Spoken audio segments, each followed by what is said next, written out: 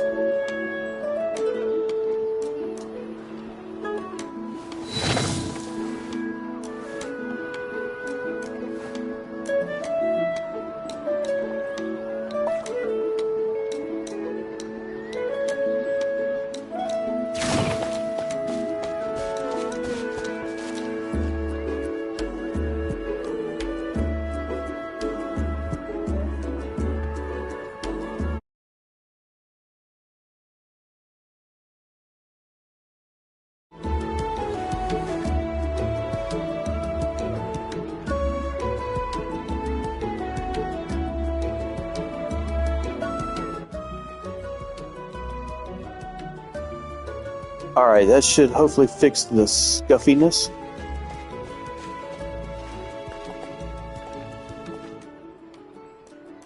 Yes, there we go.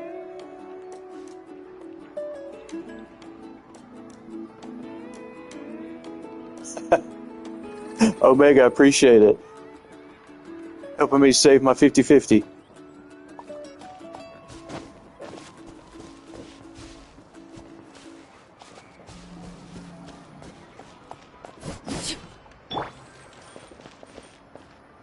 Alright, so today we're going to be doing the Archon quest, as well as hopefully pulling for Mualani.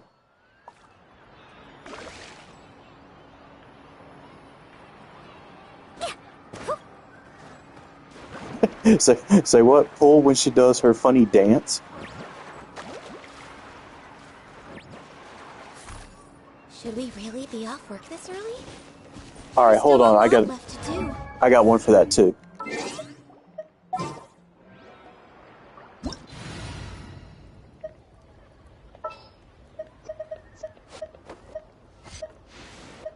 Okachina.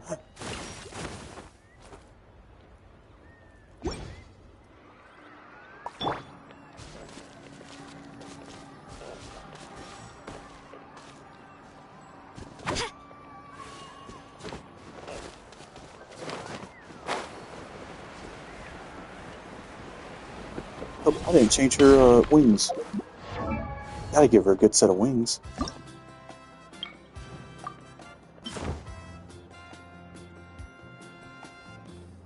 Yeah, I think that's more her colors.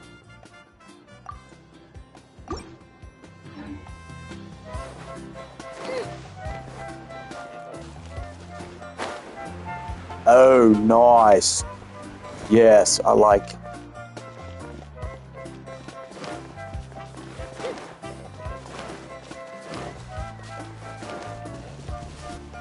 Oh, there you are, surfing USA.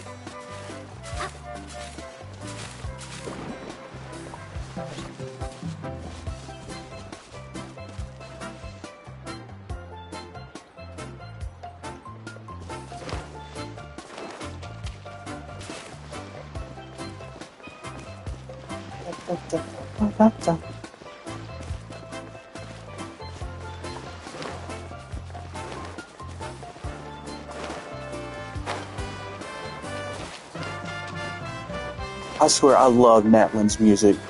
It is so good.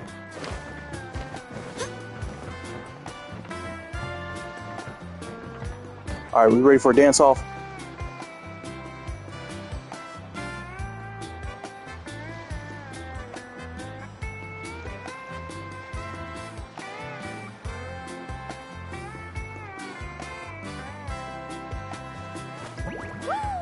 What do you want if not Mualani? If you're bored, That is a very good why don't we question. take a look at my collection together? If something catches your eye, feel free to take it.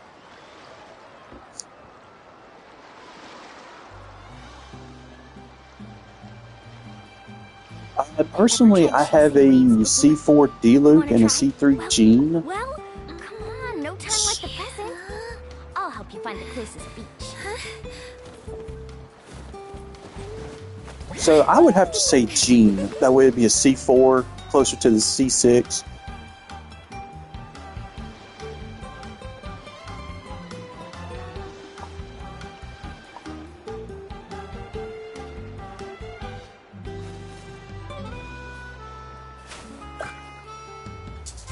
Oh, there she goes.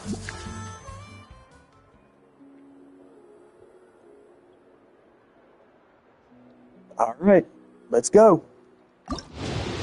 First 10 pull.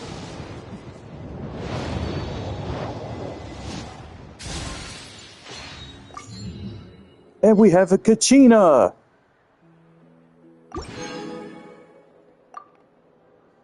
I can do it. Hopefully this will show up, but if not, You can only do so much on your own, but with a group, anything's possible. Fine. I can definitely do it. Right? it doesn't look like it. Anyway, I'm starting with 8 PD or 18 now, so...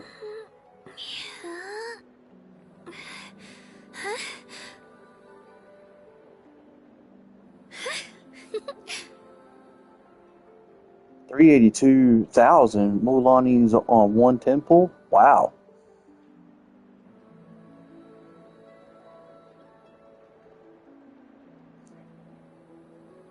All right, here's 8028. The most important part of going out to have fun is, well, going out. So just And show another up and I'll handle the Kachina. rest. And I'm out of fates.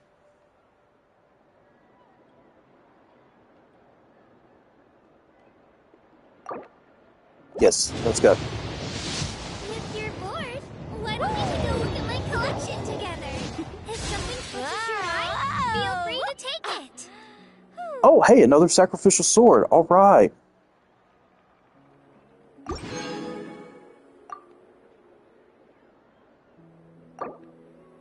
I know, next temple. You can only do so much on your own, but with a group, anything's possible. Another Kachina. Looks like I'll see 6 Kachina first.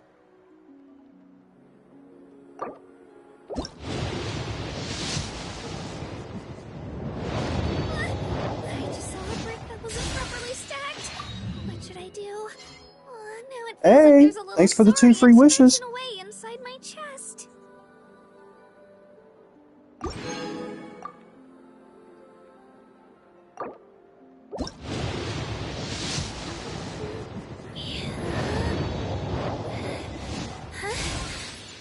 Woo! That was a crappy pull.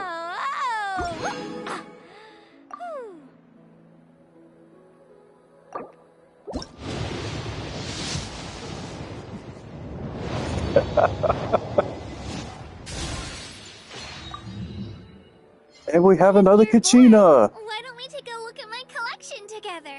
If something catches your eye, feel free to take it. Okay, I've been dying to say something, so if I get another Kachina on this next 10 pull, I'll say it.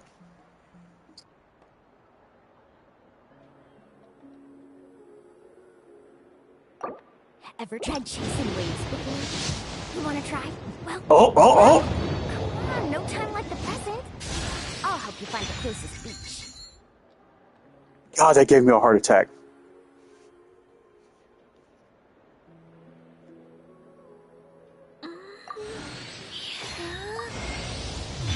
Gene!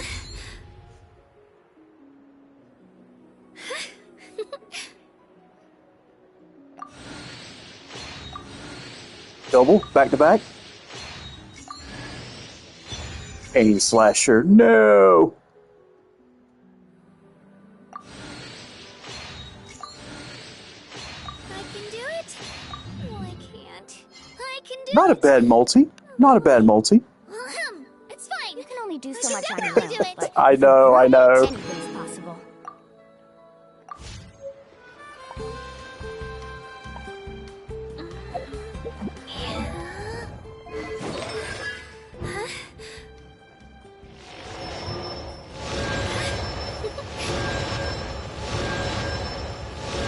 C4 Kachina. Not bad. Alright, Gene, where are you at? And there we go. I just saw a brick that wasn't properly stacked. Of course I have more Primo gems. I save like crazy. Ever tried chasing waves before? You want to try? Well, come on, no time like the present.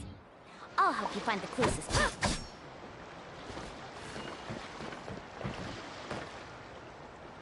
Well, at least I'm guaranteed now, but gotta save my Primos for the Archon.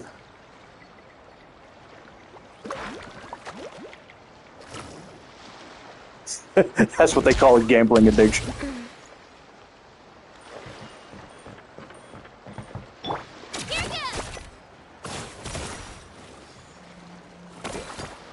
That's right.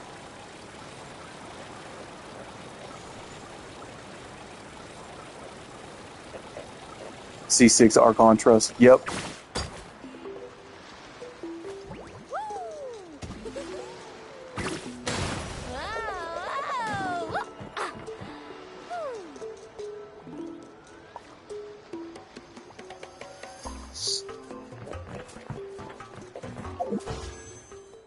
No, I get most of my Primo gems from these bad boys.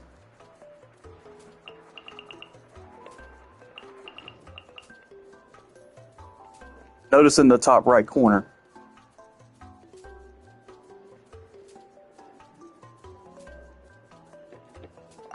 Just your friendly neighborhood achievement and treasure hunter.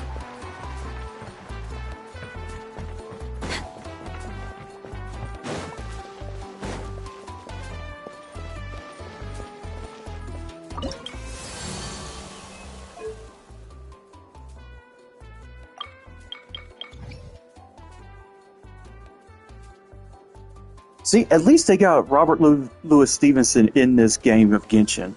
Journey to the Mysterious Island.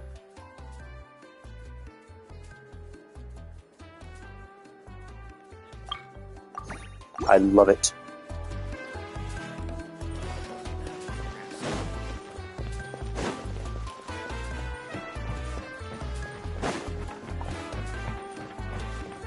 We're way behind schedule.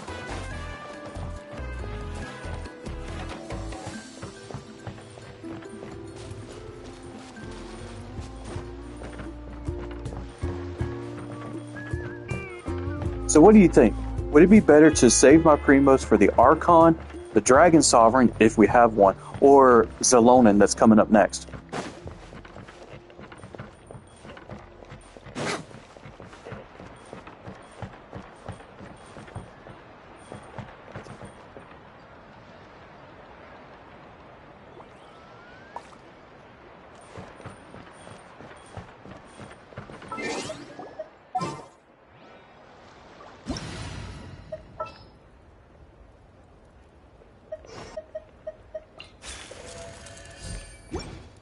Archon, if anything.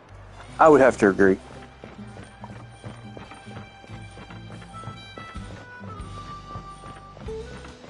Although Zelona is really tempting me bad because I like the way she looks.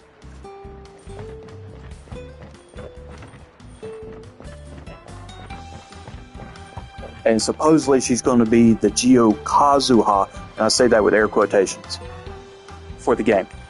We're way behind schedule.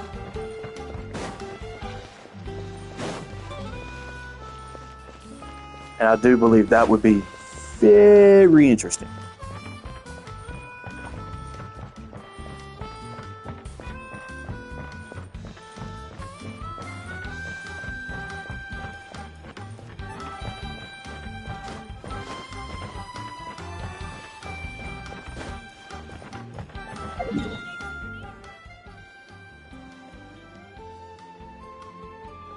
Let's see if we can't visit. Letting me do the Archon quest? Alright, well, I appreciate you stopping in.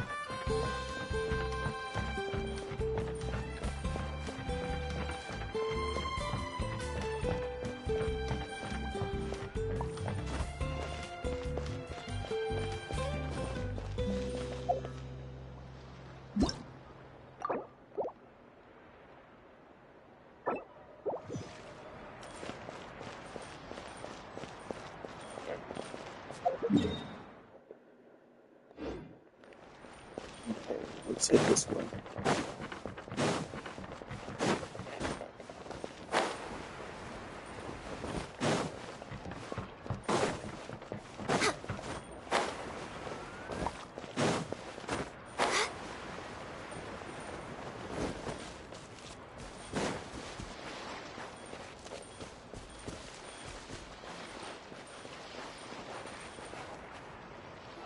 And here we go. Paimon feels like a whole new Paimon after those 2 days in the hot springs. The Abyss kind of threw a wrench in our relaxation, though. Still, spending time here really has felt like a vacation. The Kaholosaurs are so nice and so fun to play with. Their bellies are super bouncy. Oh, and Atea's snacks were so delicious. She gave Paimon some for the road just this morning, actually. Yelling at some kids who got caught throwing stones in the hot springs, so not much has changed since we first met her.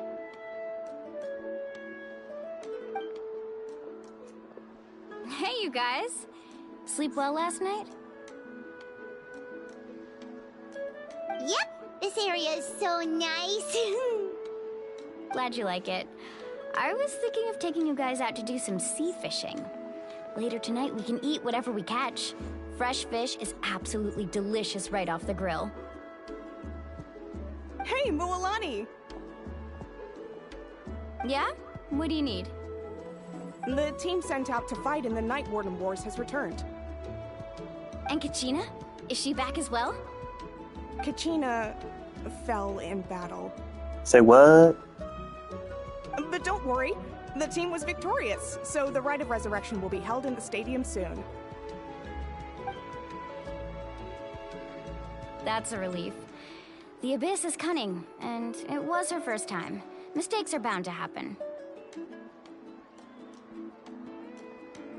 Exactly. She deserves to hold her head up high. Hey, thanks for everybody for tuning in. I appreciate it. All right, thanks for letting me know. We'll head out in a bit.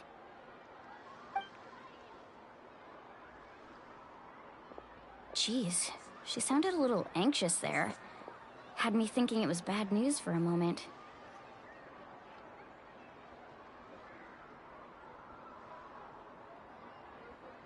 Kachina fell in battle. How could it not be bad news?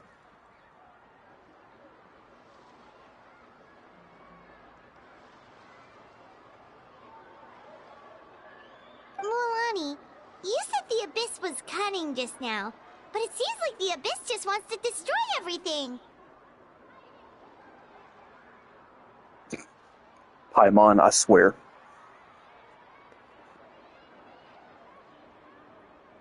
Like, think about all those monsters that attacked your tribe.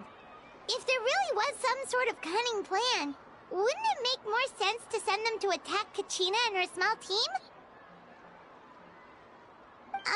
Not that Paimon wants them to be in any more danger, it's just... Relax, I get it. The Abyss is difficult to understand, that's for sure. At a glance, it certainly seems like the only goal is total destruction. The Abyss isn't a living entity after all, so what capacity for logic or planning could it possibly possess? But through our long history of fighting the Abyss, we've realized things aren't quite so simple.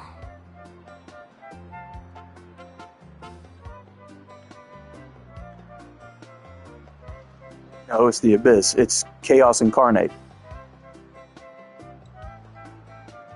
500 years ago, the Abyss invaded Teyvat.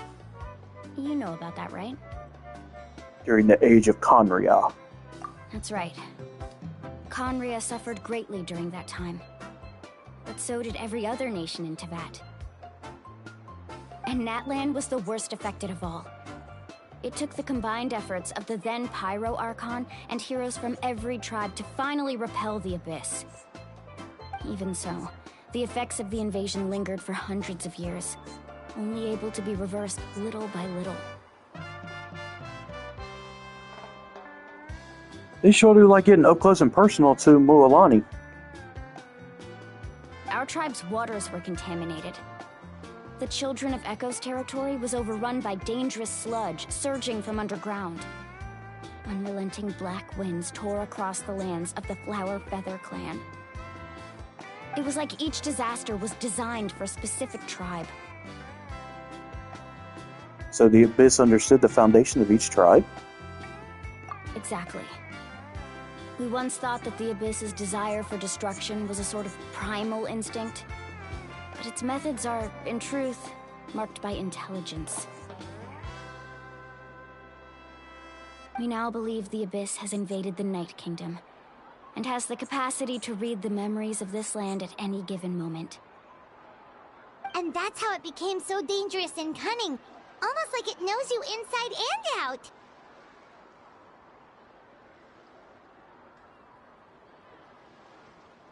Well, you have to do that in order to take down your enemy.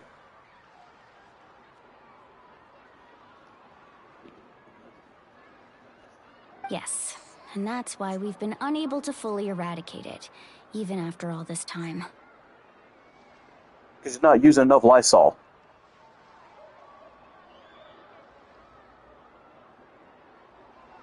Luckily, the problems left behind by the Abyss have been successfully addressed by the various Pyro Archons we've had over the years. Now every tribe is prospering and things are looking up. I mean, just look at what we managed to do a few days ago. We totally fought them off. In other nations, I've seen how much effort it takes to truly eradicate the Abyss. The people of Natlan live in the shadow every day. Who knows how long it'll take for this war to end? You must have had to sacrifice a lot to get to this point. Every battle, every sacrifice is in pursuit of a future where we get to stop fighting. Responsibility, duty, unavoidable burden.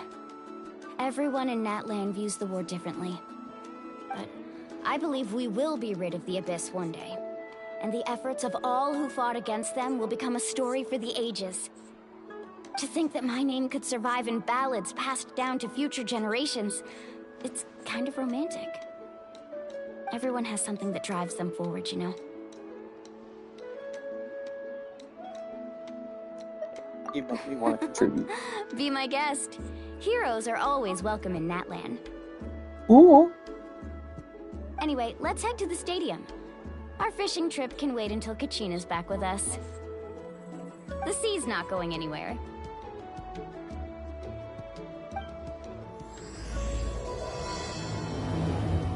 Act 2, Blackstone.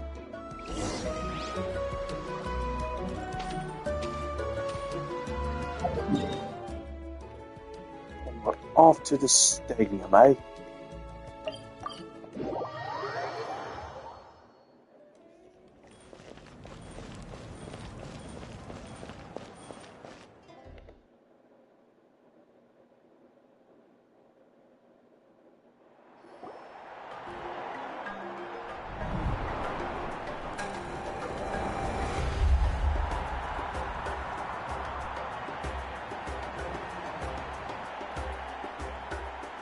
Whoa, this place is packed already.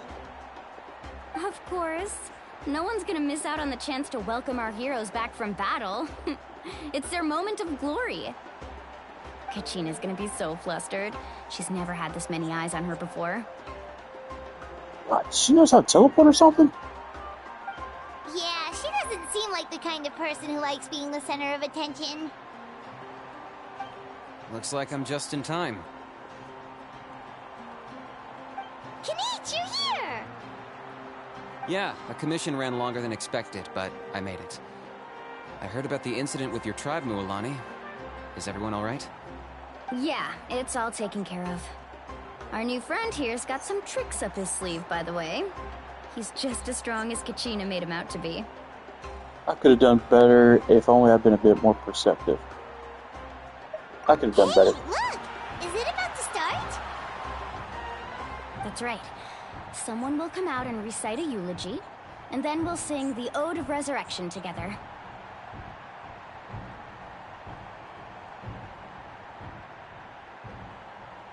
So they're going to give the character a eulogy, and then we're going to resurrect them.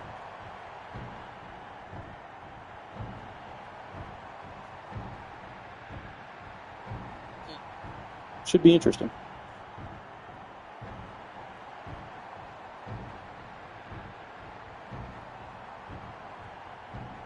Come on, let's find a spot with a good view. When the singing starts, just follow my lead and you'll be fine. But the problem is that when I sing, I sound like a dying seal.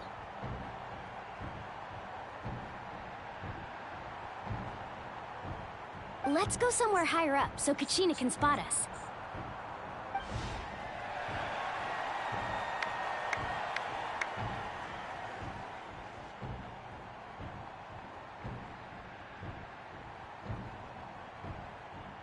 Warriors of Natlan, heed the call of life. We are the inheritors of memory and legend. Those who grew alongside sun and wind. Those who forged our own destiny and future. That is Natlan's fire, the lifeblood of our nation! Ooh, the flaming hair.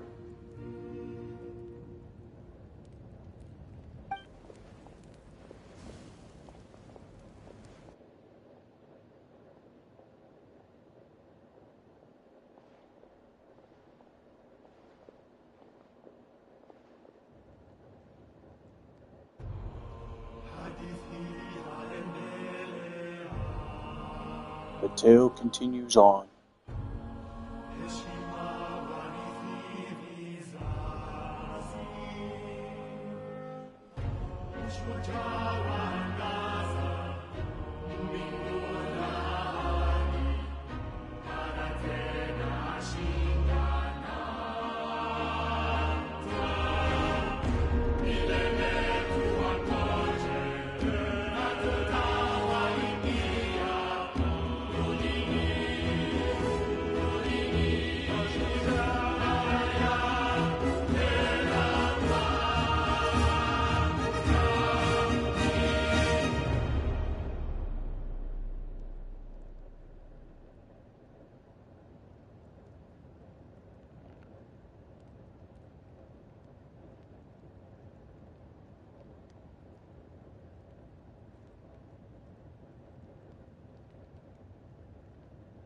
Something's not right.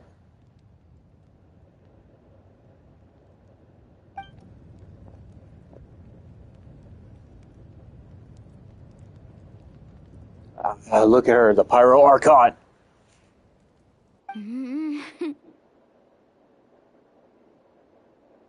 I could not find Kachina within the Night Kingdom, or locate her ancient name. Uh-oh. What? What does that even mean?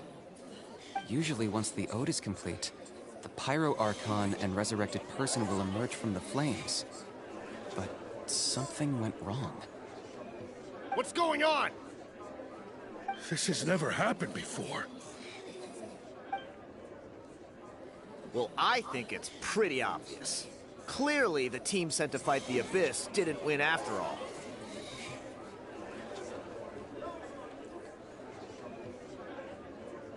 Well, at least we know who today's douche canoe is. Think about it. The Ode rekindles all victors. We witnessed it countless times.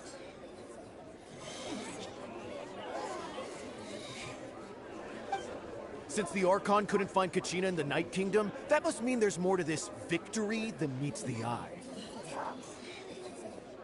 They just have sour grapes since they lost to Kachina, that's all. Hey! You just haven't gotten over the fact that Kachina beat you in the pilgrimage! I have the script. Pathetic. The both of you. Your wild guesses are misplaced. We completed our mission. I know she's supposed to be some kind of fairy or flower type character, but she looks more like a conquistador, and I like it. Maybe you did, but who's to say whether that little girl even contributed at all? Maybe she got scared and ran off. Why would the YUB recognize someone like her, even if she was on the winning team? How dare you insult a hero of Natlan like that? Kachina sacrificed herself to repel the Abyss. She doesn't deserve to be subjected to your vile rumors when she's not even here to defend herself. Calm down, Mualani. There's no point arguing with the likes of them. I can't just sit here and let them slander her like that. To insult a hero of Natlan, the person actually has to be a hero. You... Think about it, everyone. Who do you think is really at fault here? A girl who never should have even gone to war? Or the great Pyro Archon? Why would the rules of our nation suddenly stop working? It's true. If she wasn't revived, it must mean she failed to achieve victory. Maybe the YUB interpret victory in different ways? I mean, that girl didn't look all that strong to me. The Pyro Archon seems to be deep in thought. Why isn't she putting a stop to the commotion? Kachina wouldn't have run! That's not like her at all! No, she's been waiting for this moment for too long. No matter how daunting the situation, no matter how scared she might feel, she's always the first person to stand up and face it head on. We don't even know what happened. So don't you dare try to use this as an excuse to vent your anger or slander her reputation. Fine. We'll find out what happens soon enough. Then, we'll see who truly deserves glory. That's enough.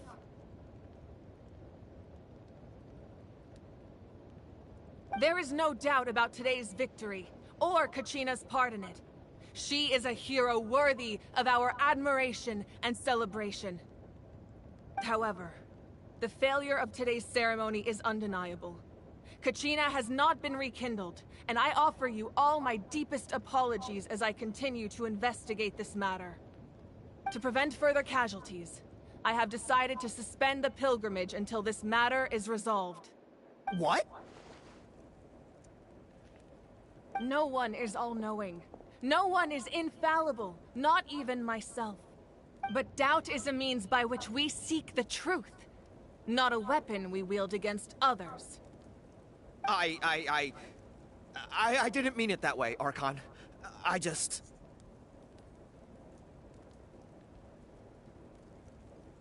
Sure you If there are did. things you wish to clarify, then ask me directly. Doubt my answer if you wish. But now's your chance. You have concerns? State them. No, of course not. She's holding them to the fire and they're running away like scalded chickens.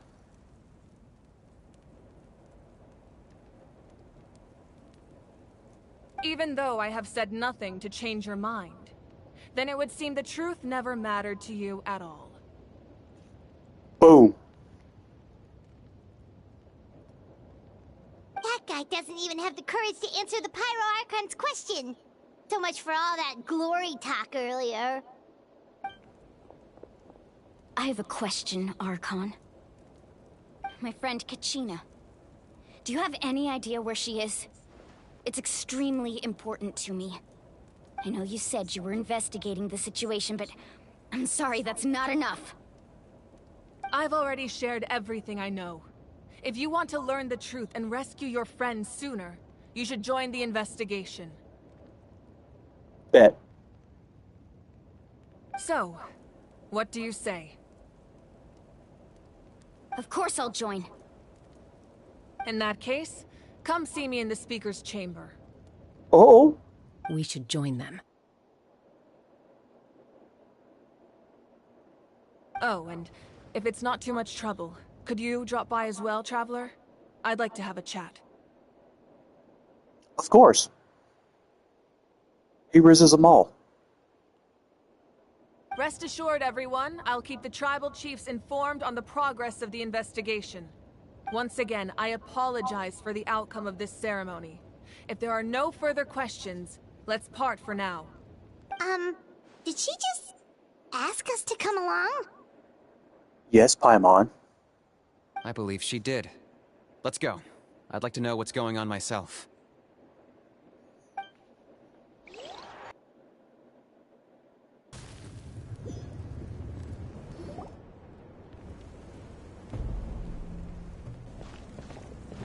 All the tribe banners.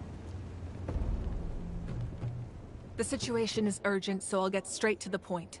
Kachina is undoubtedly a hero of Natlan, and I'm deeply sorry this happened to her. There's been unrest in the Night Kingdom, but I don't know what's causing it. As a result, I've been unable to track down her location. Until we find and address the cause of the unrest, the Ode of Resurrection will continue to be ineffective.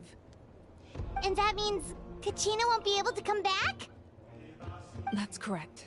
Not until the problem with the Night Kingdom is resolved. How long will that take? It's hard to say. Kachina always dreamed of fighting the Abyss, of doing her part to defend Natlan. She wasn't afraid of death because she knew, if it came down to it, the Pyro Archon would be there to bring her back to life. Whenever we sat down together, exhausted from training, she would always hum the Ode of Resurrection. She was supposed to come back to us. We were supposed to hug her and celebrate with her and share her joy. We supported her every step of the way, but what are we supposed to do now? Sit peacefully and wait for her return? Lose ourselves in grief over her death? Tell me, are we her friends? Or her murderers? Now this is straight up grief.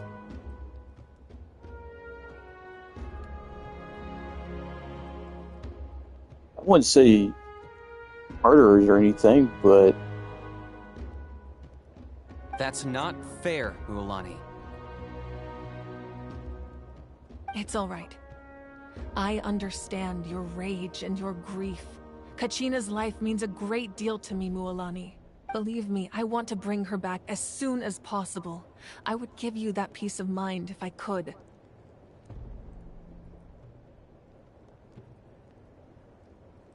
That's some wild hair.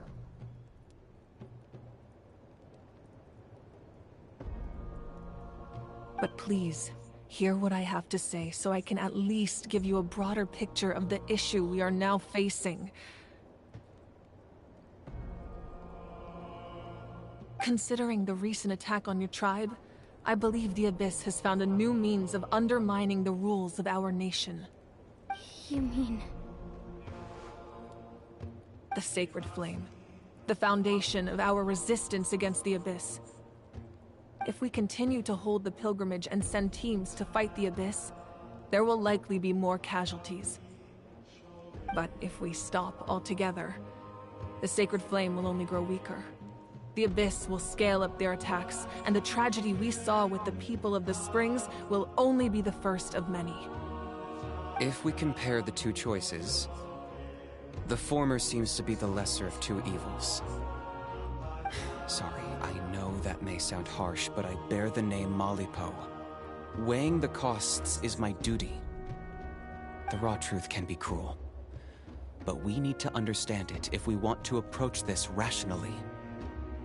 But what would you say, Mualani? This is personal for you, and unlike Kanich, I dare say it's not a simple case of weighing up which course of action is less painful, is it? No. I can't choose between them, and I don't want to. Saying that one is preferable over the other is disrespectful to the people who suffered. You're saying it doesn't matter whether I suspend the pilgrimage. The consequences will be equally painful.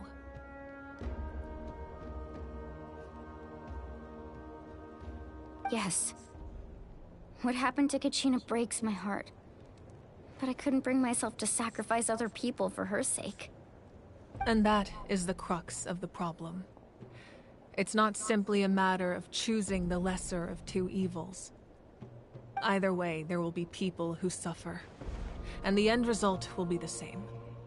Belief in the pilgrimage will waver. Once doubt has crept in, the people will no longer unite in battle against the Abyss. And that is exactly what the Abyss wants. That's a problem with anything. As soon as that seed of doubt is planted, you're pretty much done. Their ultimate goal isn't to break the rules that make the Ode of Resurrection work. It's to destroy the people's faith in them. To prevent what happened to Kachina from happening to anyone else, we need to suspend the pilgrimage. So that is my current plan. And in the meantime, I've made efforts to strengthen each tribe's defenses. Then, we have to find another way of strengthening the sacred flame to keep the Abyss at bay. This won't be easy. I'll need time to figure out the best approach. I understand your anger, Mualani, but I hope that provided some clarity, at least. Wow. Hyman thought things were gonna get heated for a second, but the Pyro Archon took the time to explain everything so patiently. I owe you an apology, Archon. I let myself get carried away earlier, and I'm sorry. You're right. We need to focus on finding solutions. We could always hold the pilgrimage without sending a team to fight in the Night Warden Wars. That way, we would still be able to fuel the sacred flame. I've considered that, but the two events have nearly always been linked. Without the chance to fight the Abyss, pilgrimage rankings lose their prestige, and competitor numbers will drop. With fewer participants, the amount of contending fire produced will decrease, and the vicious cycle will continue indefinitely. So, essentially, the Abyss has taken Kachina hostage. What happens if you stay in the Night Kingdom for a long period of time? You've learned about the concept of ley lines during your travels, yes? The Night Kingdom is something similar. Staying there for a short period of time shouldn't have an effect on the person. But with the Abyss in the picture, it's a different story. Your sense of self will be devoured, until eventually you become one with the Sea of Souls. Sounds like the underworld. Imagine pouring a cup of water into a rushing river. You can try to scoop up another cup, but there's no chance it will be the same water you had before. I won't sugarcoat it. That is the danger Kachina is currently facing. Just like you said, Archon. Both of these problems need to be addressed. You can focus all your efforts on dealing with the sacred flame. I will go search for Kachina. The Abyss poses the same threat to you as it does to her. It is very possible you will not return. Knowing that, do you still choose to go? Kachina's waiting for us to rescue her. That's all that matters. I failed to protect her during our campaign, but I can make it up to her now. I choose to go as well. Traveler? What do you think?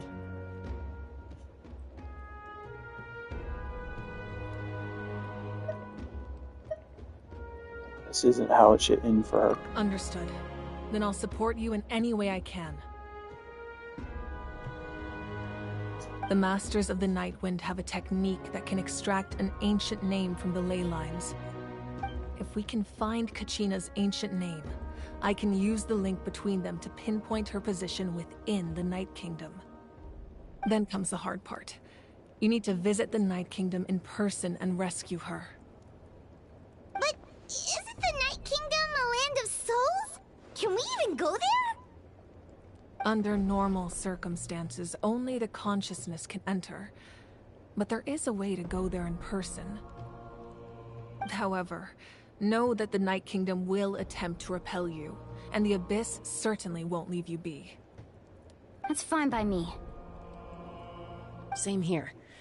Fighting the Abyss is nothing new for me. It won't be a problem. So, Paimon's the only one who's scared? Well, if you're going, Traveler, Paimon's going too. Lali of the Masters of the Nightwind once created an artifact that can be used to communicate with the Wayab. We call it the Spirit Speaker Stone. It was originally used as a ceremonial artifact wielded by the tribal chiefs, but that spiritual quality also means it can be used to search for an ancient name. That was the artifact I delivered to the Scions of the Canopy a few days ago. Didn't think I'd be hearing about it again so soon. Thank you so much for your help, everyone. Your thanks are unnecessary. I will offer you whatever aid I can, but your fellowship and courage are what will truly decide the success of this operation. Besides, you're the ones helping me. I can only focus on one thing at a time, after all. Traveler, I certainly didn't expect our first conversation to be so serious. I've heard all about your accomplishments. Ever since you arrived, I've been hoping to meet you and offer you Natlan's highest level of hospitality. Why? Why? Is that not what happened in the other nations you visited? It's kind of complicated. Yeah, things were pretty complicated at the start. And, in the middle. But our reputation's solid nowadays. That's more like it. After all, I've heard you're someone who transcends fate. You know quite a lot about me. Perhaps even more than you can imagine. But we can talk about that some other time. Ideally, this would be the perfect night for a drink and some musical ambiance. But there are important things to be done. Oh, I almost forgot. Atea was wounded in the fight against the Abyss. She wanted us to give this to you. It embodies fond memories and my strength of will. That's what she asked us to tell you. She said you'd know what that means. I didn't think this day would come so soon. The flames of her life force. I can feel them flowing within the talisman. If things were different, the two of us could have enjoyed the hot springs together while she gave this to me in person. We're supposed to be hot spring buddies after all. Hello. But don't worry. This talisman means a great deal to me. I'll take good care of it. And once this is all over, I'll pay Atea a visit.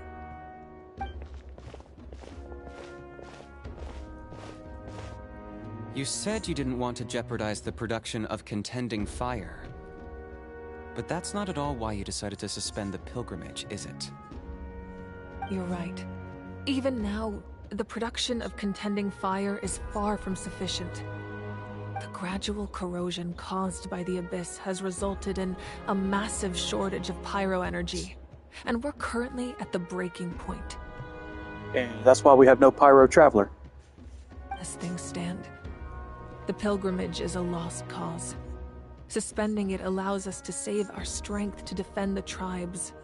The Abyss has brought catastrophe to Natlan, and Kachina's disappearance in the Night Kingdom is a direct consequence of that. We can't let the general public know that. No. If the public learned that Natlan's destruction was close at hand, there would be immense panic.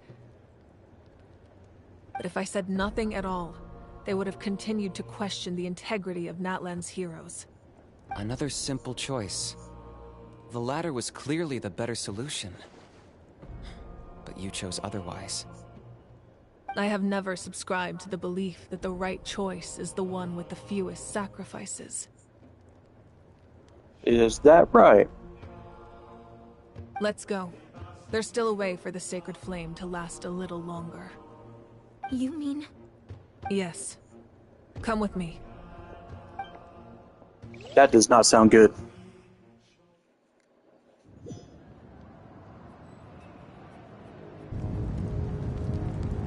The sacred flame must never go out. Not only does it strike fear in the abyss, but it's also the pillar of Natlan's stability. So until our heroes are ready, I will sacrifice my power to keep it burning. Oh, scrap. But that can only last so long. I think we should focus on the remaining ancient name bearers. Don't let desperation cloud your judgment. Those chosen by the Wyab have already embarked on their destined path. It is for them to decide how that journey ends, not us. That's what Doc Brown said. The future isn't written yet. No one's has. The future is whatever you make it, so make it a good one.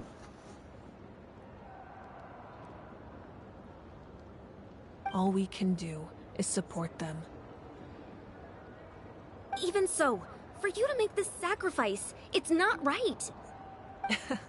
If not me, then who? No other is capable of sustaining the sacred flame. I possess great strength, but I'm not above my people. This is part of my duty.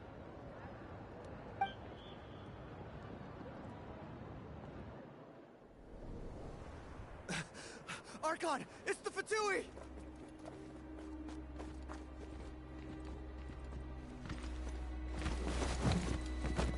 Oh, things about to get nasty. The Archon of Natlan. A force to be reckoned with. The secret of the ley lines is no secret to me. Long have they been destined for ruin. She just took Kenichi's sword. And since the oath made 5 centuries ago remains unfulfilled, what use Holy is the Gnosis in your hands? Wow.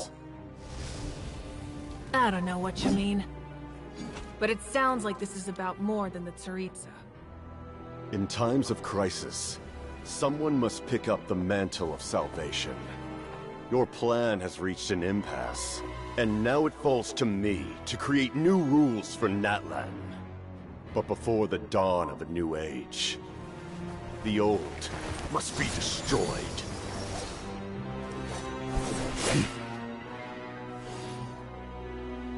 I assume that's the end of your speech? Good. People like us. Let our blades do the talking!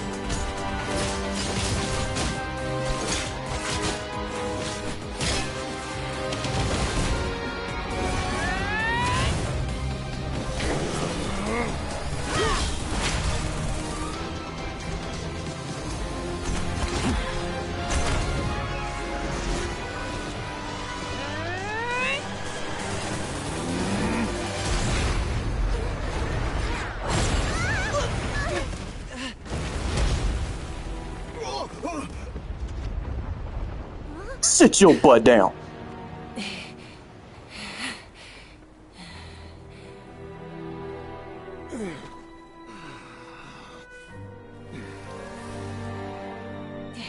Bird, baby, bird.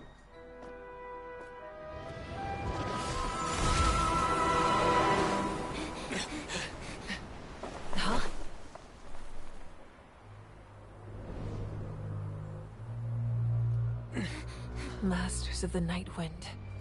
Send word. The captain and his followers must be apprehended.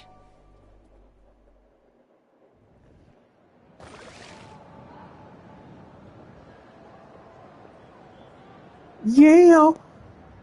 The cutscenes are getting better and better every time! Are you alright, Archon? He was a formidable opponent. Exactly what I would expect from the first of the Fatui Harbingers. I never imagined someone could match you in combat. If the Tsaritsa sent him here, why would he bring up what happened 5 centuries ago? Yeah. And how much does he know about Natlan? The Harbingers are all driven by their own personal goals. The only purpose that unites them is collecting the Gnosis. But I'm sure the captain has his own reasons for being here as well. Whatever his motive, we should shift our focus to the Fatui. If they attack again, and we're not prepared, we're done for. No. We're running out of time.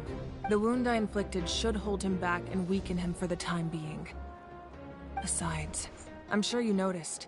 The power that came to his rescue just now came from the Masters of the Night Wind. In other words, there are traitors among us. Not necessarily. This could prove to be a very valuable turn of events. When we exchanged final blows, I sensed an unusual presence within him. I'll need to investigate further. Kinich, go to the Masters of the Night Wind and look into who could have aided the captain. Speak to Sitlali.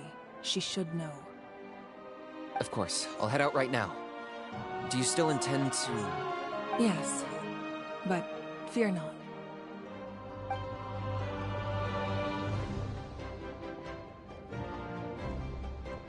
Natlan's strength has never rested solely in its Archon.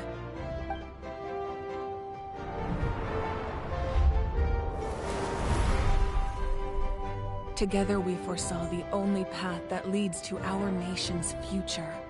We must trust in that vision now.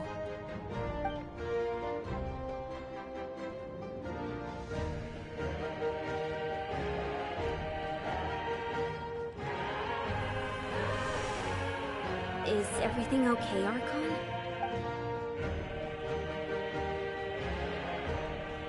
Completely fine.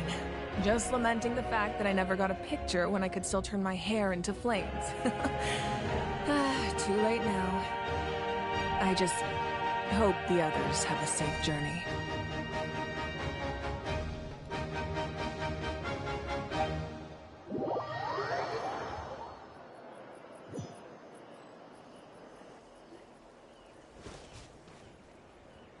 I just want to take a minute to say thank you for all those tuning in. What's happening at the stadium? Did something explode? More than explode. It feels like the Archon unleashed her power. She must be fighting a formidable opponent. Should we go back and check what's going on? Kachina doesn't have that much time. Have faith in the Archon. She wouldn't lose in a one-on-one confrontation. Once we find Kachina's ancient name, we'll head right back. Okay, let's just keep climbing.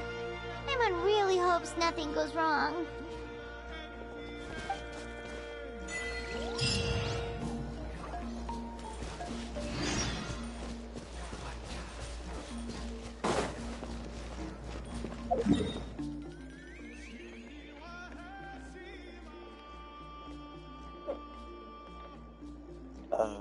Not seeing it on my map. Oh, there it is.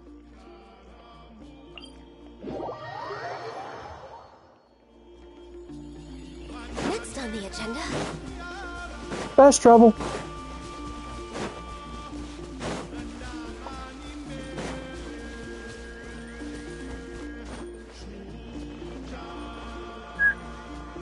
That's Wyna, the tribal chief.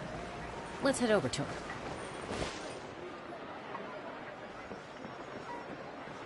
Chaska. Nice to see you again, Wyna.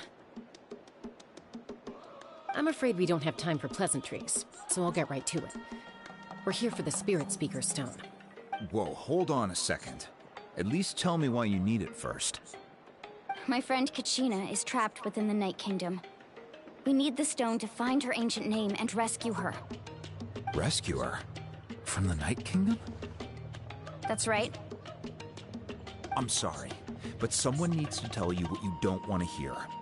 Going there, a mature warrior would never make such a foolish decision. The nature of battle is unpredictable. You never know how it's going to end.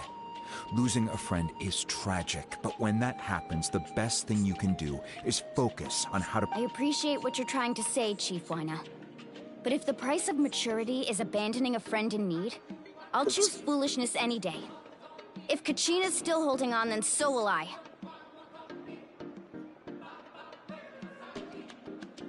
I thought you might say that.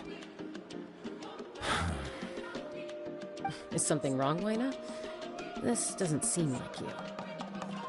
Life isn't complete without taking risks. That's always been your mantra. It's nothing. The Night Kingdom is a dangerous place. Can't blame me for checking if you were up to the task. If you're that determined, far be it from me to stop you. Here's the stone. Keep it safe, okay? It's not like we have a spare. Thank you. Huh. Seems like you two go way back. But aren't you from the Flower Feather Clan, Chaska? Oh, Chaska's a peacekeeper, so she's famous throughout the tribes. She's always the one people call to resolve conflicts, so we slowly got to know each other that way. Her younger sister Quichi's always hanging around our tribe, too. She's helped us out a lot in the past. Oh, you have a younger sister? Yes, I'll introduce you to her sometime. But let's get back to business. Wyna, how do we use the stone? As you probably know, your intended destination is completely different from the real world. The Night Kingdom is like a river flowing with concepts, and the ancient name you seek is like a tiny fish swimming downstream. In that sense, the stone is like a fishing boat drifting down the river, but the boat alone isn't enough. You need a fisherman experienced enough to steer it in the right direction. We couldn't do that ourselves? With a little practice, I'm sure you could. You have the strength and the talent. If you want to make sure this works, though, I could recommend someone to you. Who? Vichama, a legendary warrior and scout from our tribe. He's got a keen eye and a well-honed intuition. Even his ancient name means to seek. If you're fishing for a name, you're gonna want him on the boat. Vichama? Why does that name sound familiar? He's one of Auntie Atea's hot spring buddies. I've heard stories about him. Where can we find him? Ever since Malco passed, he spends most of his time gazing out at the scenery from the cliff tops. Follow the path that way, and I'm sure you'll find him. Thank you.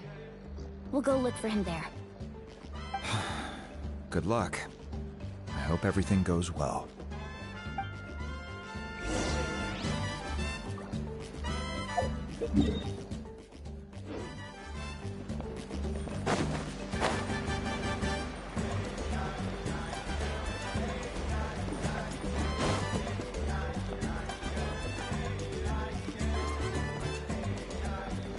Someone admiring the scenery from the cliff tops. Ah! Oops. Hello there, are you Vichama?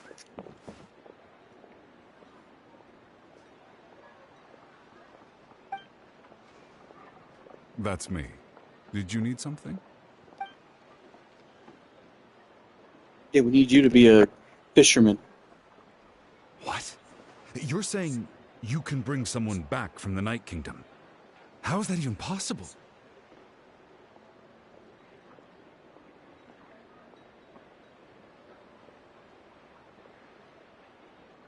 No, if you really think about it, anything's possible in that kind of place. But that would mean...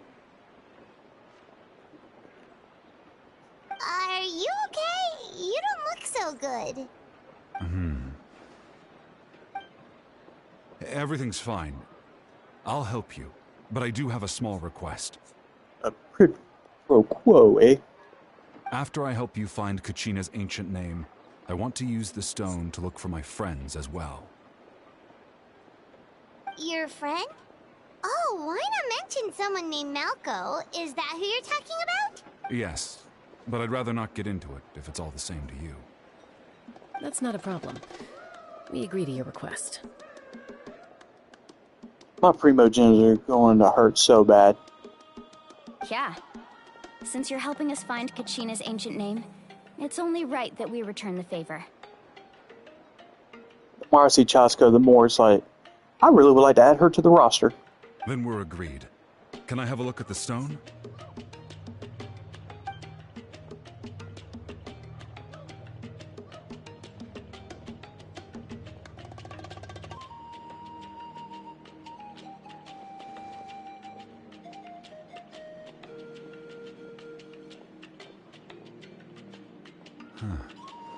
I see.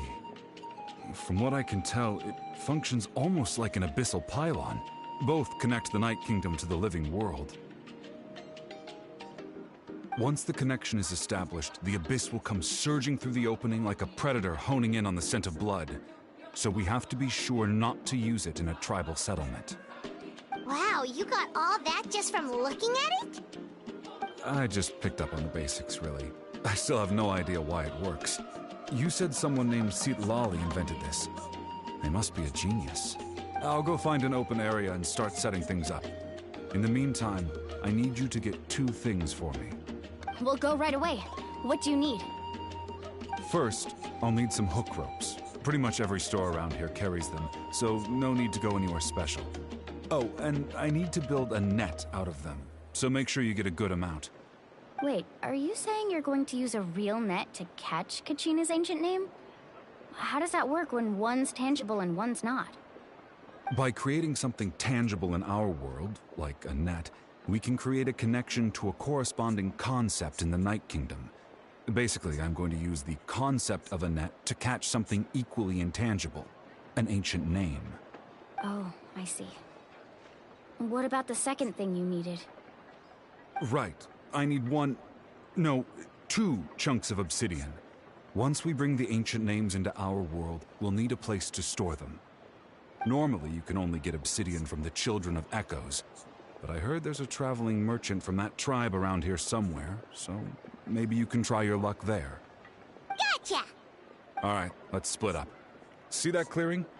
Let's meet over there when you're done. Oh, and you can send someone with me if you want. In case you're worried I might take the stone for myself. What do you think, Chaska? There's no need. Lena spoke highly of you. That means you're trustworthy. I appreciate it, even though that doesn't mean much to me anymore. Anyway, it'll take some time to set everything up, so no need to rush. I'll see you in a bit.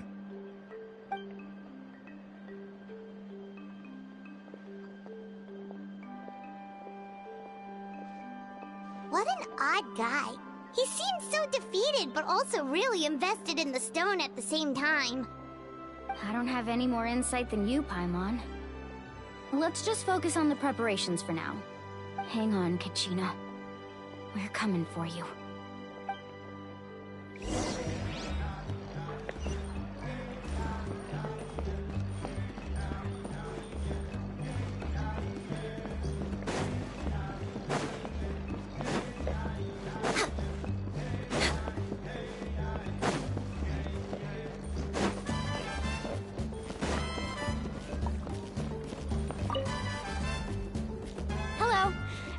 Hook ropes for sale?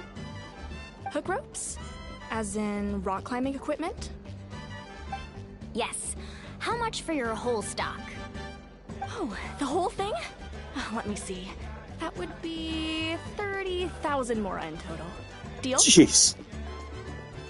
Deal. Wait, really? What, you want me to drive down the price? We just need these as fast as possible. Thanks. Oh, no problem at all. I'll even pass along some information on the house. These ropes are usually used by rock climbing enthusiasts. If you want to learn, Roka's the person you want to ask. All right. That's everything. Here you go. Now we need the obsidian. Let's go talk to the traveling merchant Vichama mentioned.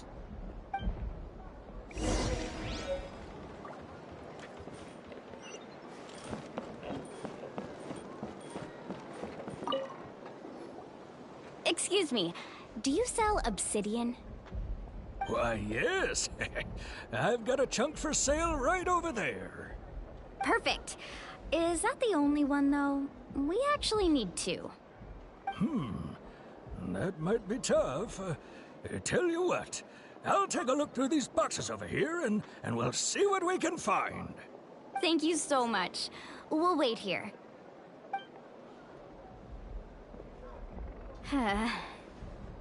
Relax.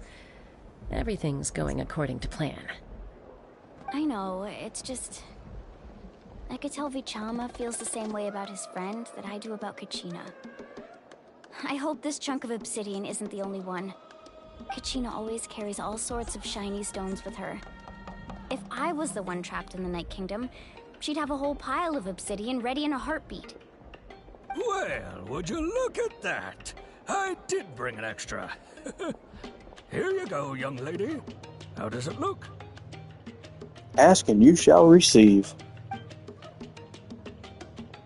Perfect! Thank you. How much do I owe you? If you hadn't shown up, these stones would have just sat here collecting dust. I'll take 3,000 mora for both. Here you go. By the way, I heard you mention Vichama just now. You running an errand for him, then? How's he doing? Malco's been gone for 5 years now. It's about time he started to move forward. Do you know what happened between them? I heard about it in passing while I was out drinking one night, but I don't know all the details. Vichama and Malco grew up together, and even made a name for themselves together. Malco was an amazing fighter, capable of knocking out multiple opponents in a single hit, while Vichama excelled at scouting and analyzing the battlefield. The two made an excellent team, and managed to beat back the Abyss several times.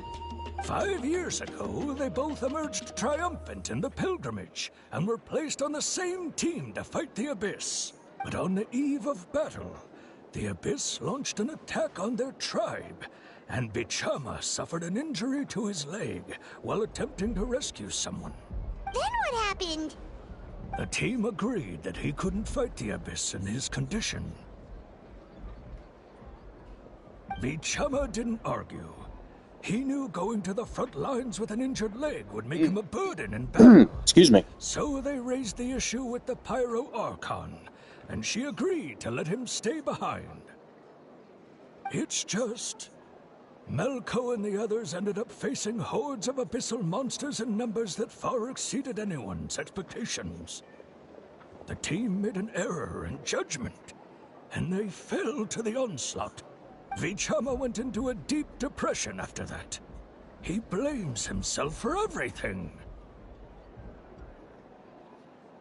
Doesn't sound like it was his fault. You're not wrong, but it's possible he chooses to blame himself. Not because he did something wrong, but because he wasn't able to do anything at all. I've tried convincing him to move forward, to stop dwelling on the past. But the shadow of Malco's death hangs over him still. The Abyss has caused so much suffering, and some wounds never heal. I wish there was something he could do to make himself feel better. But... anyway, that's the gist of it. Maybe you could help him talk things through sometime. I would really appreciate it.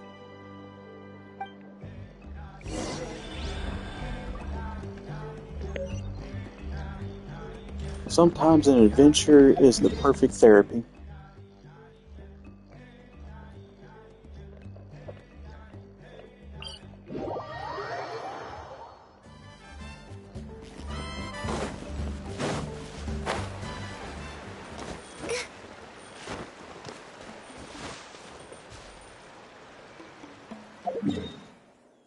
Let's rethink this.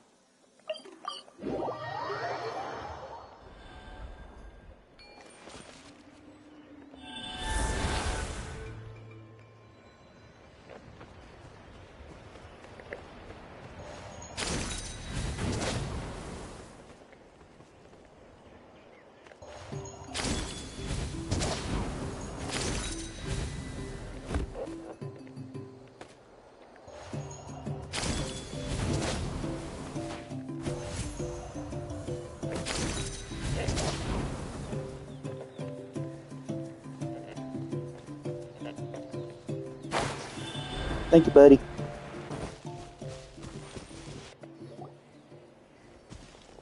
Did you get everything? Yep, it's all here. When do we start? I've made all the necessary adjustments, so we're good to go. As agreed, I'll help you find Kachina's ancient name, and then you return the favor. Can I ask a question? Go ahead.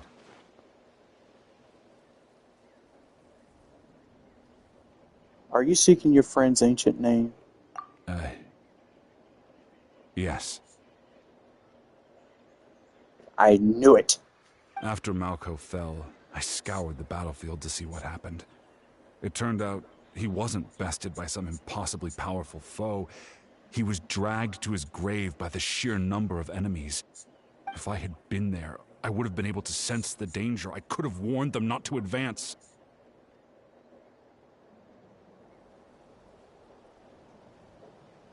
If they were facing the Rockhounds, then yeah, I can see why they fail.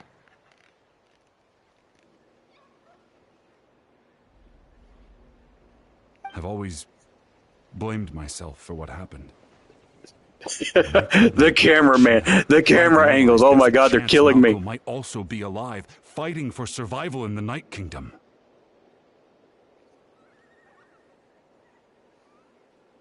But that happened several years ago, right? The Pyro Archon said all life within the Night Kingdom eventually becomes one with the Sea of Souls. There might not be much hope, but I still have to try. Malco and I promised each other, even if we never managed to root out the Abyss for good, we would fight together until the end. All right, let's get to it. I'll start searching for the conceptualized version of Kachina's ancient name. If you see any fragments scattered around the area, please collect them.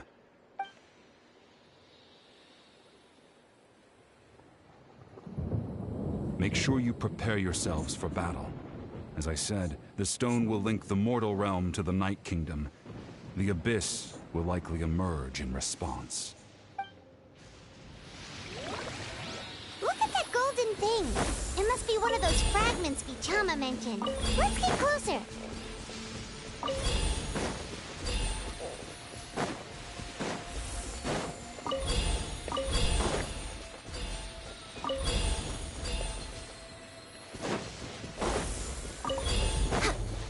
Next on the agenda. Whoa, monsters incoming! Watch out, everyone! No worries. Timid adults are scared of thunder. But you're not busted. Transfixed!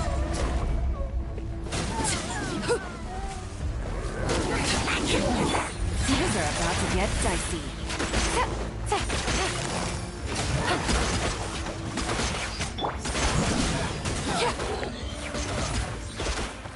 How much longer, Bichama? Not long! We're getting close!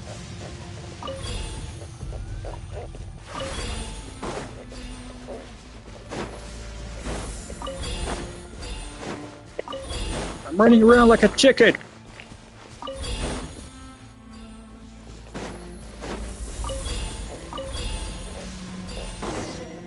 Oh, that's it. Bichama!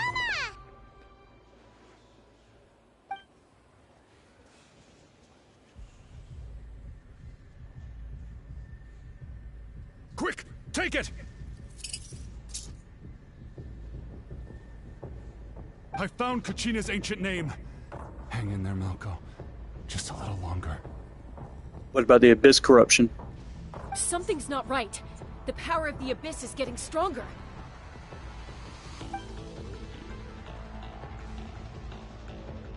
The Abyss is corroding his body. Bichama, you can't keep going. You'll die.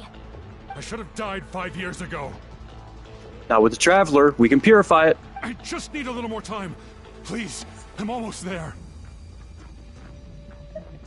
I'll help you buy some time. Thank you.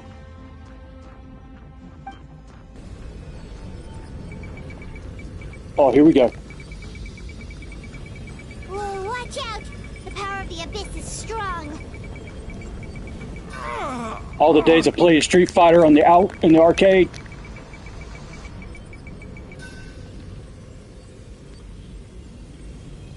This power. Hanging in there? Running out of time. No! Why can't I find him? Why? We can't wait any longer. Pull him away from the stone, Mualani. I already tried, but the power of the Abyss has him in a chokehold. It's like he's tied to the stone with an invisible rope. In that case, we have no choice. I'm sorry, Seed Lolly. Get back! Chaska, wait! Oh, check out that bow!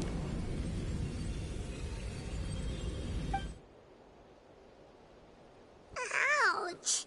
What happened just now? It looked like the Spirit Speaker stone was... The stone's power was spiraling out of control. The only way to stop it was to destroy it. You were all caught in the shockwave of the explosion. You might feel dizzy for a while, but that's normal. Camera angles. I'm not looking, you're looking. Give us a heads up next time, will you? You're lucky we managed to dodge it in time. I thought I said to get back. Yeah, barely a second before you made it go poof. Not everyone has your reflexes, Chaska. We were this close to getting dragged into the explosion. Okay, I'll be more careful next time. At least Kachina's ancient name is still in one piece. Wait, where's Vichama? I think it's cool that it looks either like a little dagger or a feather. I'm leaning more towards feather. Vichama!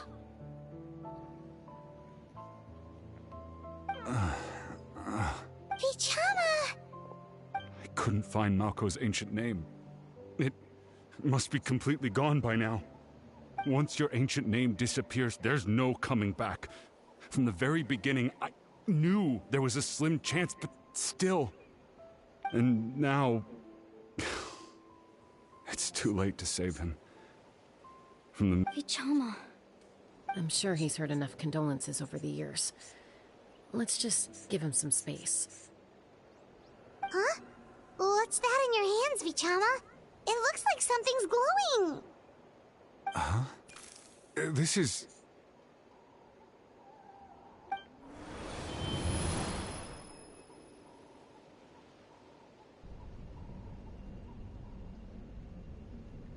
Hey, Malko.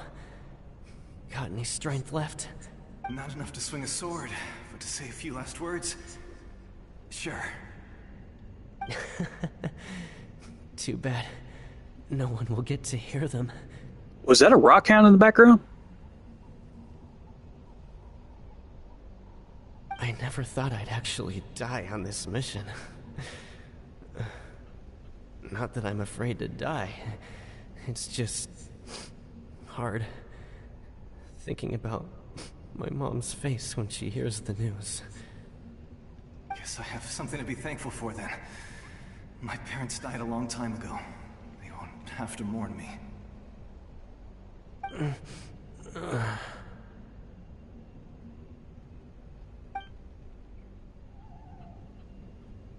Pisak!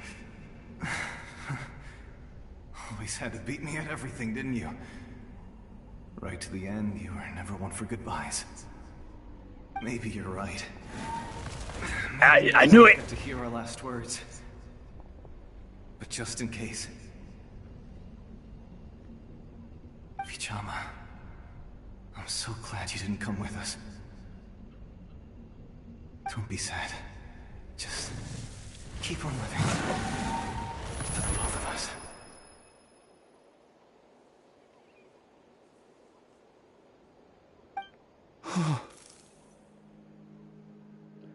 He found the memory. Was that a memory? Called it! Seems like we were able to salvage something after all. Feeling any better? Of course. Seeing him, hearing his voice again, it makes me unbelievably happy. But it also brings with it an even deeper pain. A deeper pain? Why? Malko was always the type to put on a brave face. But in that memory just now, his hands were shaking. And his smile was forced. Really? For all these years, I regretted not being able to fight alongside him to the end. And now I know, at the end of his life, he was thinking the same thing. Vichama. I'm fine. Actually, I heard Chief Wyna wasn't really on board with your plan to go to the Night Kingdom. When you asked for my help, I hesitated too. I knew helping you find your friend's ancient name meant leading you one step closer to danger. But I also understood why you had to try. Everyone has regrets in life, but not everyone gets the chance to make up for them. Once allowed to fester, guilt strips us of our most valuable qualities as warriors. In that sense, we might as well choose the braver path from the very beginning. A more courageous way? You mean fighting while injured? If I could do it all over again, I would have followed Malco to the front lines no matter what. Even with an injured leg, there were still things I could have done. That way, even if the outcome stayed the same, I still would have fought alongside him to the end. There are critical junctures in life, and if you don't seize the chance to act, there's no going back. That's something I had to learn in hindsight. But you're still at the crossroads of your journey, so I hope you can walk away without regrets. Thank you, Vichama. I feel even more determined now. Kachina will come back to us. I'll make sure of it. I promised I would find her, and I intend to keep that promise. That's good to hear. Strange. My body, it's... Once abyssal corrosion enters the body, a portion will fuse itself to your internal organs. Even though the Traveler possesses powers of purification, the corrosion can never be fully eradicated. Thanks to him, though, you were only briefly exposed. Slowing your breathing and controlling your emotions should help you keep the symptoms in check.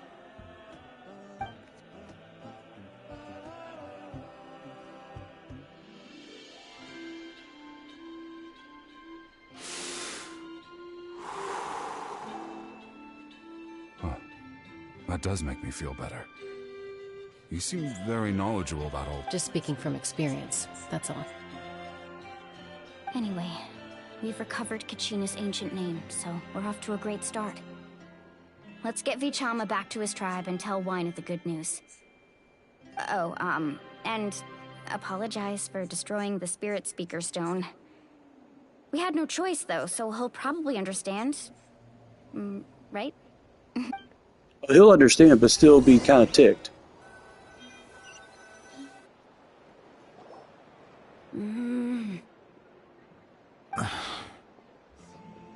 Koichi, are you really gonna just stand there like that?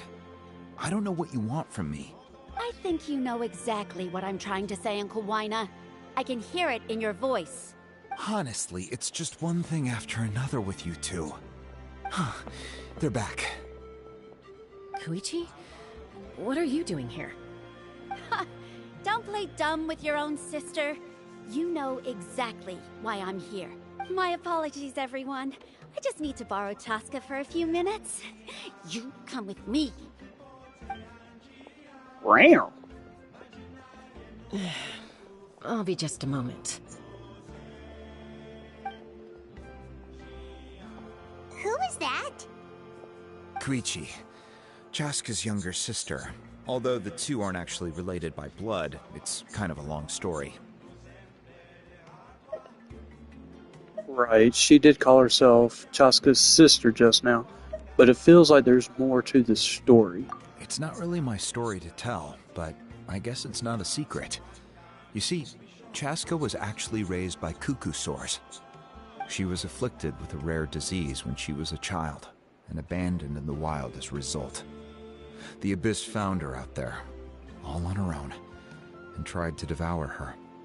But in the end, all that did was trigger her will to live. That strength of will pushed her to survive. But it also planted a seed of conflict within her. Eventually, she was adopted by the cuckoo sores.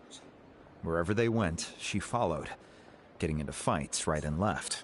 For some reason, Paimon can totally imagine that. Well, when Chaska finally returned to human society, it was Koichi's parents who adopted her. At the time, Chaska still had a habit of getting into fights, so Koichi was always taking her around, apologizing to everyone. Ah, I remember those days. One of those fights was definitely with me. But, you know, kids. You're fighting one minute and your friend's the next. That is so true. Eventually, she found a way to rein in that desire to fight. And now she's who people call to resolve conflicts. She's known as the Peacemaker. Hey, blessed be the peacemakers, or peacekeepers. It sounds like she still argues with Koichi, though. Don't siblings usually stop fighting when they get older? No, we don't. That's partly my fault. Koichi asked me to stop Chaska from doing anything dangerous, but you probably know by now, once Chaska makes up her mind, there's no changing it. Oh, I get it. No wonder you tried to talk us out of going to the Night Kingdom. Chaska even said that wasn't like you. I'm all for your adventure. You need to take risks when you're young, because by the time you're my age, you couldn't attempt something like that even if you wanted to. Better try now than live with regrets later. That's what I say. Still, I can understand where Koichi's coming from. In the end, nobody wants to sit back and let a loved one put their life on the line.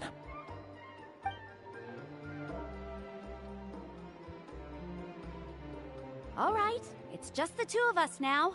You have 1 minute to explain yourself. I don't have anything to say.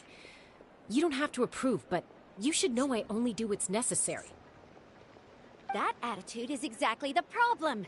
It's like you don't care. You try to sneak off to the Night Kingdom behind my back and then play it down as if it's just a trip abroad. Well, technically I am going abroad, right? Again with the excuses! I wouldn't say it's an excuse.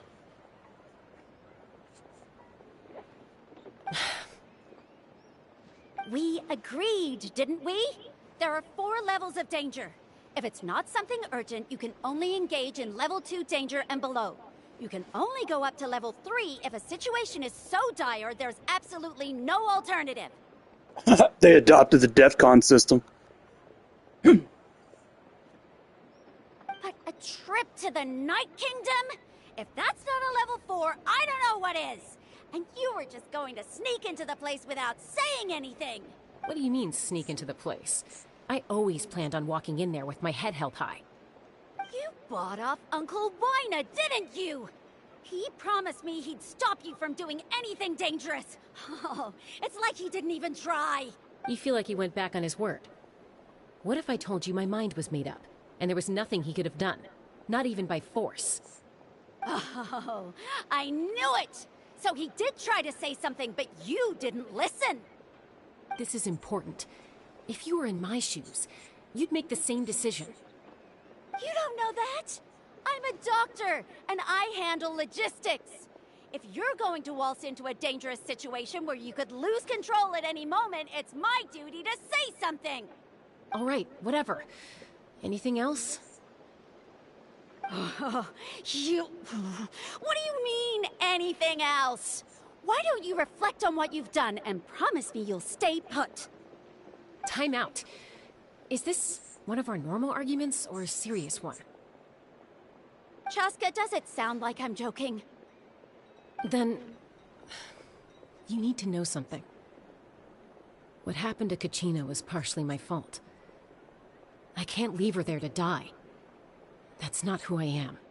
But the person you become when you lose control, that's also not who you are. Are we talking about a She-Hulk thing? What? That's a different issue. You said it yourself. A person is only as good as their morals. If I want to live in Natlan, I need to display qualities that make me worthy of this nation. I've also told you that managing your condition is equally important. Sometimes you have to make sacrifices. All right, let's stop this here. If we keep going, I might actually have to get serious. And I think Wina prefers his roof attached to his house. Okay, can I get front row tickets to that? Is threat? That sounds like a threat to me. Koichi! Younger sisters are supposed to listen to their elders. Oh, snap. So, you're really going to go, no matter what I say? I'm supposed to be your sister. Then support me. I'll be back. All you have to do is wait. Chaska. So, that's it. Why'd you have to turn out to be so darn annoying? That's part of being a peacemaker. You let them burn their energy out.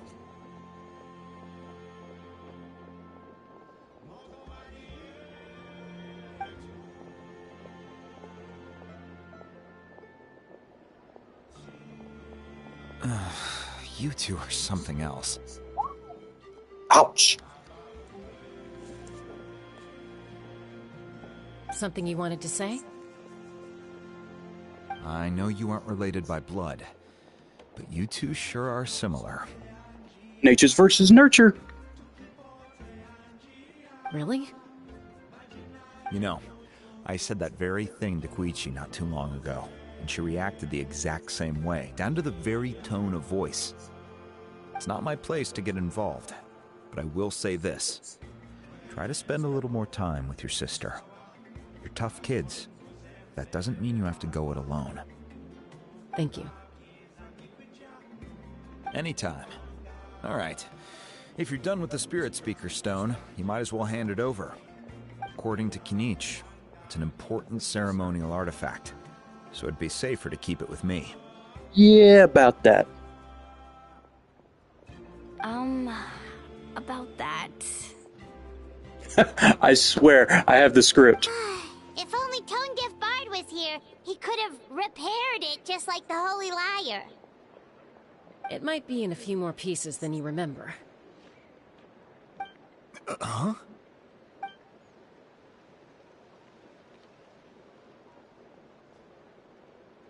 I see.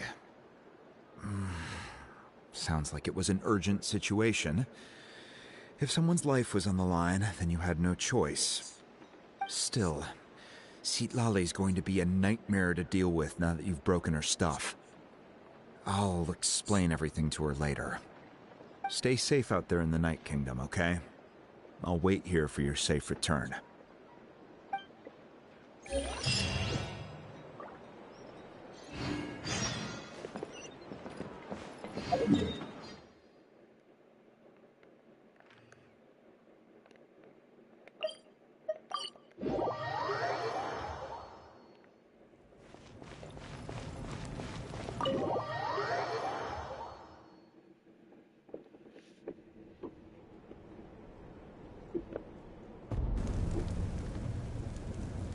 We're back! We found Kachina's ancient name, too! What happened at the stadium? Well, it's fairly complicated. Let me give you the condensed version.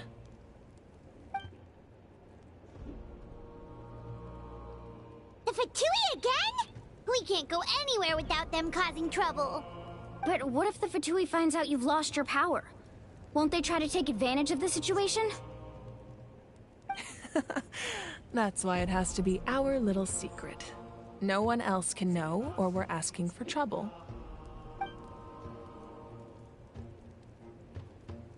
Look, I wish I could offer you some sort of consolation, but I won't lie to you. With multiple factions closing in, there's nothing comforting about the situation we're facing. Still, all you need to do is focus on your goal. You can leave the complicated matters to me. I can also step in on the Pyro Archon's behalf. There's a limit to what I can accomplish, but I'll help you however I can. There's no need to be so modest, Yan-san. Your incredible strength has long been a well-known fact. You're the pride of your tribe. Archon, I'm sorry about before. You have so much on your plate, so much that you have to worry about. But all I could do was focus on my own feelings. You have nothing to be sorry about. We all get overwhelmed by our emotions, myself included. Your reaction to Kachina's disappearance, I understand that feeling very well. Well, now that we have Kachina's ancient name, let's go track her down. Follow me.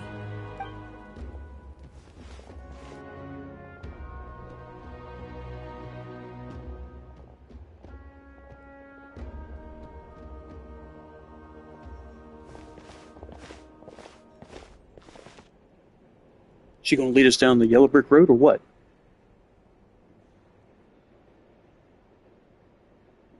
What is this place? Hey, isn't that Atea's talisman? Good eye. This is where I store all the various mementos I've collected.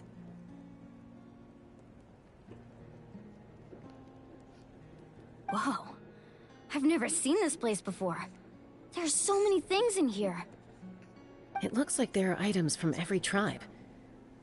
Collecting them must have taken a lot of effort. Hey, thanks for tuning in. I suppose you could think of it as a hobby of sorts. In Natlan, everyone grows up listening to the stories of heroes. And physical items do a far better job of preserving those stories than our own memory. Now, I still have some preparations to make for the ceremony, so feel free to take a look around in the meantime. If you're curious about an item, I'm more than willing to tell you about its origins. All right, we'll have a look.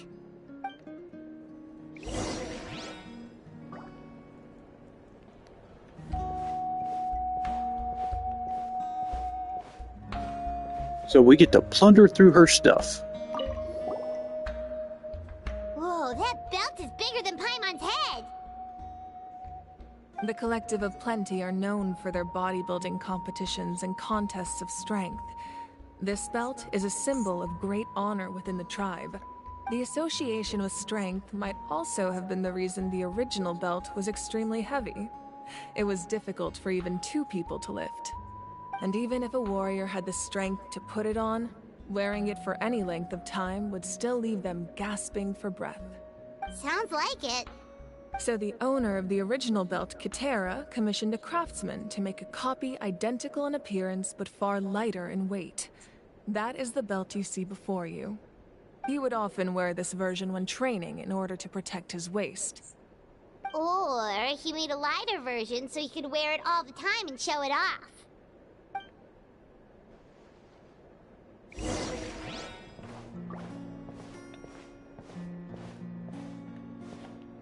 A jar. There are so many jars and potions around here. Do they have anything to do with alchemy? Equivalent exchange? No, those belong to the Masters of the Nightwind. They're ceremonial tools used to amplify the ability to communicate with the Night Kingdom and the Wyab. Yamaya is an expert in this field, and she taught me a lot. Even though she appears stoic and serious, she actually has a keen sense of humor. Captain Jack Sparrow would not approve.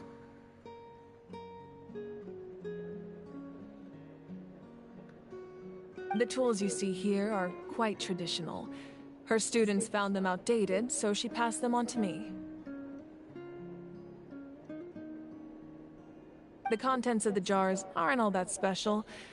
Oh, except the big jar in the middle. That's what you really wanted to give me.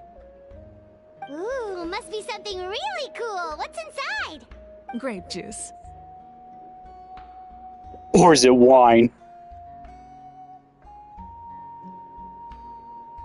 He may have been the worst pirate, but he's still known.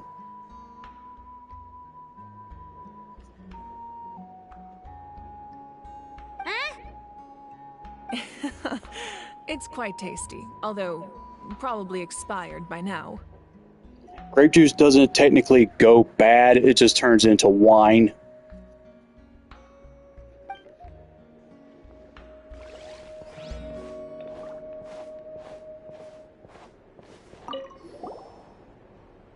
This is Atea's talisman. I'm sure you're familiar with this one already. Atea was rarely ever without it. The talisman brought her a lot of luck in battle.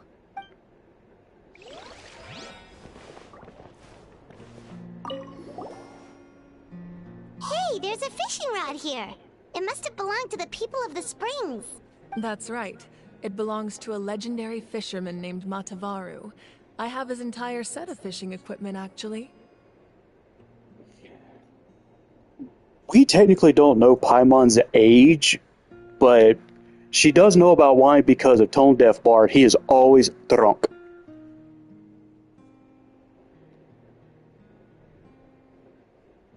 He and I met in a tavern. He told me about a particular kind of giant fish and his meticulous plan to catch it. In his eyes, I saw a hunger and a strong fighting spirit. To him, the sea was the battlefield upon which he staked his honor. So, did he do it? The next time I saw him, he was covered in scars. It turned out the fish he sought had been corroded by the abyss. Quite possibly a Moby Dick reference, but it also could be a Davy Jones. He managed to kill the fish, but sustained a serious injury in the process, which meant he could never go deep-sea fishing again. Can a fisherman claim victory if he fails to bring back his catch? That's what he asked me in the end.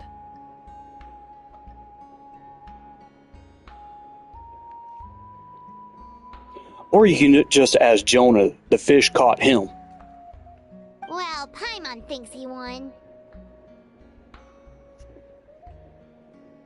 That was my answer as well. The experience was far more valuable than the prize itself. In the end, he didn't want his tools to go to waste, so he gave them to me. Wait, that means you also know how to fish. Maybe we can go head-to-head sometime.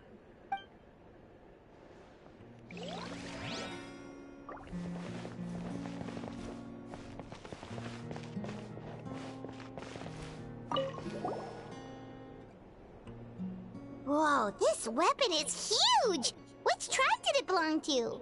Ah, that weapon belonged to Tenoch, a hero from 500 years ago. Strictly speaking, he didn't belong to any single tribe. That's because even before the disaster with the Abyss broke out, he had already been exiled. Exiled? It was a punishment imposed out of necessity, but he accepted it all the same. He believed it was what he deserved. When the Abyss attacked, the tribes found themselves in urgent need of a powerful figure to lead them into the battle, and there was no one more courageous or resolute than him.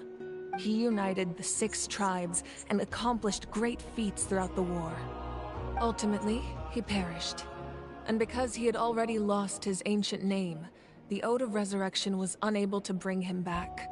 And so, he was laid to rest, alongside the countless warriors and civilians who lost their lives, buried in the soil of his native land.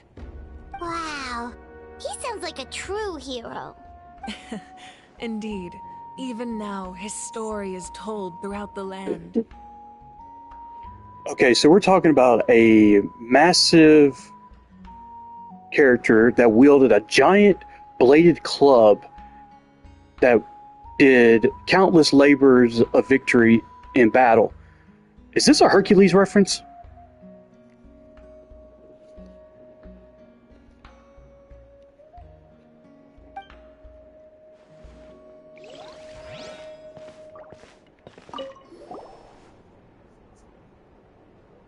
The powder still needs some time to settle, so let's wait a little longer.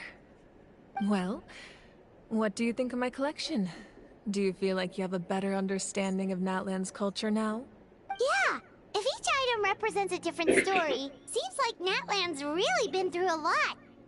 Does every item hold a special memory, just like Atea's talisman? That's right. The items in my collection actually serve a similar purpose to the ancient names passed down among the tribes. They demonstrate the true shape of time. The shape of time? Most people perceive time as a linear concept, almost like a straight line that can only move forward. We cannot change the past or predict the future. But there's also a different theory, one that I believe to be closer to the truth. Namely, that the past, present, and future all exist at once. Multiverse. At once? Paimon's not sure she understands. Let's say your journey ended right now. Thinking back on your experience in each nation, which one would you say was the most important? I'd have to say all of them. Exactly. Even at the end of your journey, the things you experienced along the way don't cease to exist. They become part of who you are. Take out a portion of that journey, and you would likely make very different decisions, and eventually arrive at a very different destination. The future is the same way. It exists even though it has yet to come to pass. We just lack the means to perceive it. Of course, there are those with the power to foresee the future. They simply call it by a different name. Fate. You're quite familiar with that concept, I would imagine. That does kinda make sense. The future hasn't happened, but already exists. The grains of sands of possibility. Humanity excels at living in the present, but too often we forget the past and neglect the future. While the pilgrimage and the Night Warden Wars lead us to a better future. Only by uniting the people of Natlan across countless eras can we fight back against an enemy as formidable as the Abyss. To come up with such a set of rules, the first Pyro Archon must have possessed a level of insight I can only imagine. So the first Pyro Archon created the rules of Natlan? That's correct. At first, he was a mortal man with no special power. After he ascended to the Divine Throne, he used it to borrow power from the heavens and establish the rules of Natlan. Namely, a framework through which ordinary people can ascend to Archonhood. By holding the pilgrimage, we're able to determine the strongest among us. And when that person ascends to the Divine Throne, their inner flame will awaken. In addition, the sacred flame will grant them significant knowledge and memory of this land. After all, that's how I came to know everything I just told you. So, it all comes down to the power of the Divine Throne and the rules. Wait, is that a family portrait? Did Paimon just do?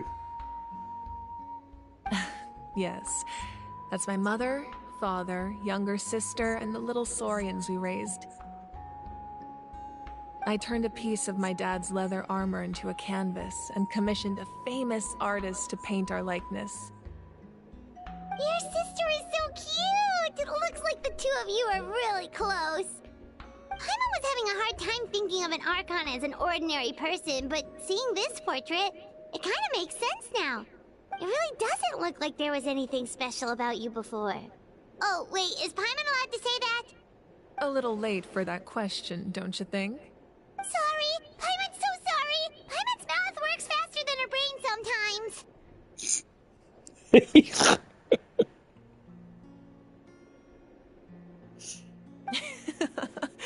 It's all right. I'd never get upset over something like that. No matter what others may say, my past is a precious part of my identity. I'm forever proud of the life I used to lead. That is so true. I'm surprised Paimon still has a foot as much as she's put it in her mouth and gnawed on it. Becoming the Archon doesn't mean you sever ties with your family. The position just comes with a lot of responsibilities, so it impacts how often you get to see them. My father made the most delicious stew, so my sister would often bring me a large pot of his cooking, and we would sit on a blanket and eat it together. One time, we didn't close the door securely, and the Saurians you were raising ran into the room and knocked over the entire pot. My sister immediately burst into tears. The two troublemakers were going for the meat, but when they saw my sister's distress, they froze on the spot. I still remember the way they laid there, sulking like a pair of children, even after making such a mess. It was frustrating, but in the end, all I could do was comfort my sister and move on. Wow. You forgave them just like that? Isn't that what being a family is all about? I think about that story a lot, actually. As the Archon, I made a vow to defend this nation, and experiences like that, they remind me exactly what I'm trying to protect. Well, what happened after that? This portrait looks pretty old. Your sister must be all grown up by now, right? Okay, I just noticed something about this family portrait. Does the old man look a lot like the Traveler, just with a beard?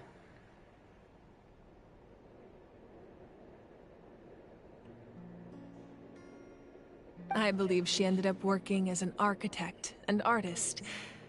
She built many houses and crafted many beautiful works of art. Anyway, that's enough about me. Now that the powder is settled, we can begin. Ian-san, Mualani, Chaska, over here, please. Place the ancient name up there, and then we'll begin.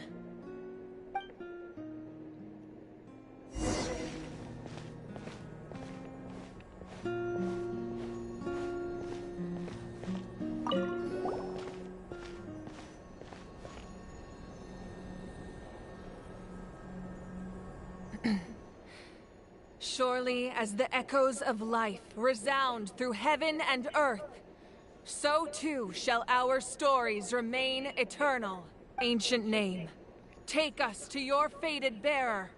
Allow her to answer our call.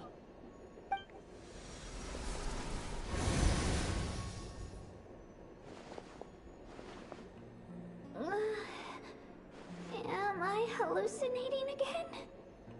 Kachina! Are you okay? Huh? I'm not seeing things, am I? Is the Abyss playing tricks on me again? It's okay, Kachina. It's just us. We're trying to find a way to bring you back. Everyone, you have to listen to me. I've been investigating the Night Kingdom this entire time, and I figured out what's wrong. The Wyab is being affected by the Abyss. I was waiting for the Wyab to send me back, but then this really strong monster came in and it almost killed me. The Wyab saved me, even though its power is weakening, so I've been hiding from the monsters while trying to find a way to help. The Night Kingdom has become a huge mess, though. I keep hearing these awful sounds and seeing really horrible things. Don't listen to those sounds, Kachina. The Abyss is trying to strip you of your sanity. All you need to do is stay safe and wait for us. We'll be there shortly. It's okay. I feel so much better now that I've had the chance to talk to you guys. You don't need to worry about me. I've never been strong or special at all, really. So I don't blame anyone for forgetting about me or leaving me behind. Just knowing you care is more than enough. I'll find a way back. You don't have to put yourselves in danger to come rescue me. You're always like this, Kachina. Now's not the time to act tough. We're coming for you, and that's final. I don't know what lies the Abyss has been feeding you, but I'll tell you something right now. Nobody here sees you as a burden. You're a victor of the Night Warden Wars, a hero of Natlan. All you need to do is wait for us to rescue you, and you'll get all the applause and recognition you deserve.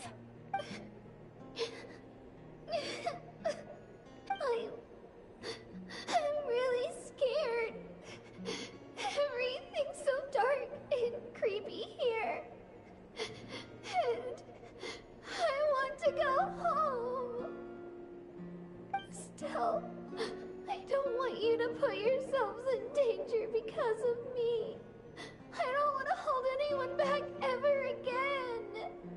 All you need to do is place your trust in us, just like you always have.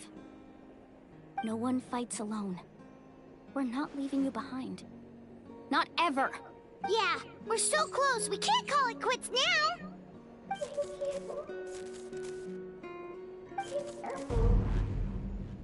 Looks like we've lost contact. Now comes the most dangerous part. You have to traverse the Night Kingdom in your physical form. This entrance to the Night Kingdom was left behind after an abyssal invasion. Even a brief amount of time inside could expose you to corrosion. I know.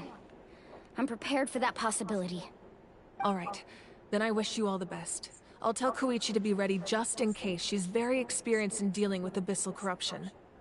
That face you just made. Don't tell me you two got into another argument. No, I just feel bad for creating more work for her. I'll go with them too, Archon. The more people, the stronger the party. Thank you so much for your help, everyone. It really means a lot that you're willing to brave these dangers with me. And there's no time to lose, so let's get going. Now that I've lost my power, I won't be able to provide much practical support. But I can still keep an eye on the situation from here. Eon-san, I know it's unlikely, but if you encounter a situation you can't handle... That won't happen. I hope not.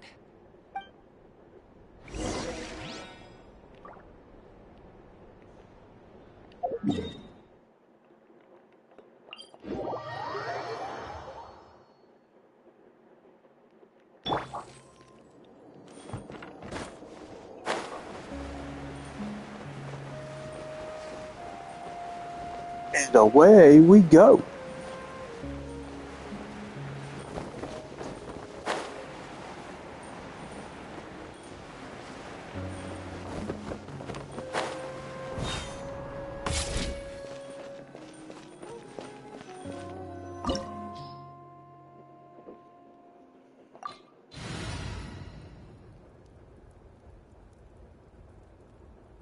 Let's go.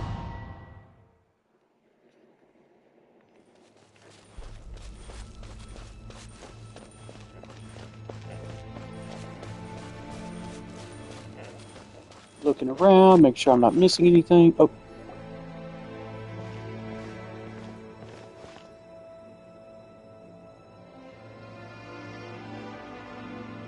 So we're underneath Natlan right now? It looks nothing like Paimon was imagining. That's because in the distant past, Natlan was home to an incredibly advanced civilization ruled by dragons. Humans only established their own society after the fall of the dragons.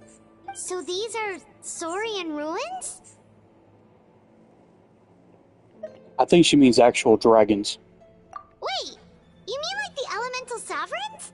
They had their own advanced civilization? Yes, a really long time ago.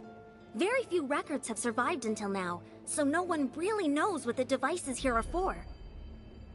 These ruins have been abandoned for a long time, but with the recent increase in Abyss activity, the installations around here have somehow been activated again. So what you're saying is, we're not in for an easy trip to the Night Kingdom. No, it's going to be obstacle after obstacle from here on out. Just what I wanted to hear. Why are you all laughing like that? It's creeping Paimon out. It's the pre-adventure excitement kicking in, right guys? Of course. I'm eager to get started. Adventurers live for moments like this. Then let's go. We won't let anything stand in our way.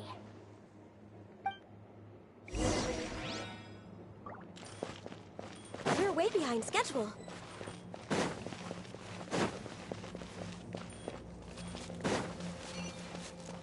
Seems like the road ends here. How should we get across? With our Pokemon! As a professional trainer, I think you could stand to build up your endurance, Paimon. Professional trainer? Paimon thought you were a warrior from the Collective of Planning. Well, that goes without saying. But I actually work as a sports coach. I provide professional guidance for many of Natlan's popular sports. And I don't just mean physical training. I design nutrition plans as well. Ah, so basically no sugar, no soft drinks, no grilled meat.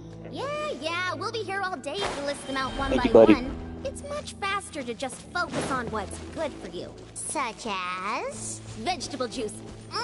Want some? You know, Ian-san, Paimon feels like the two of us might not...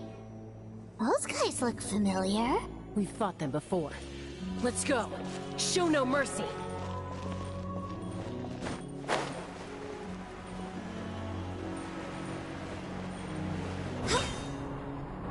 Access denied. Quietly now. Laid to bed.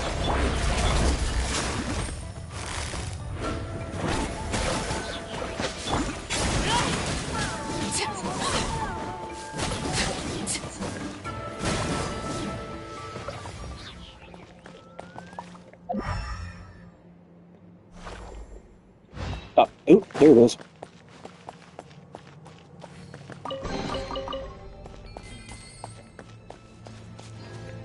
The whole source time.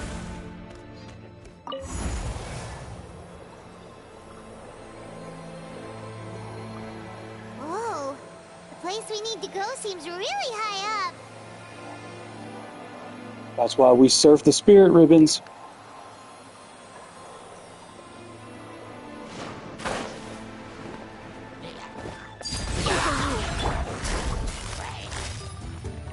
Gotcha. Game's up. Fun's over. Quietly now.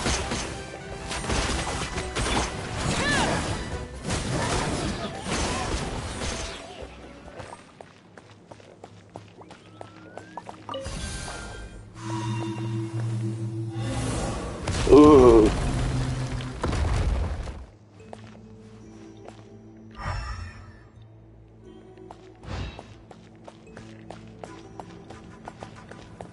Can I just say how awesome the dragon door looks?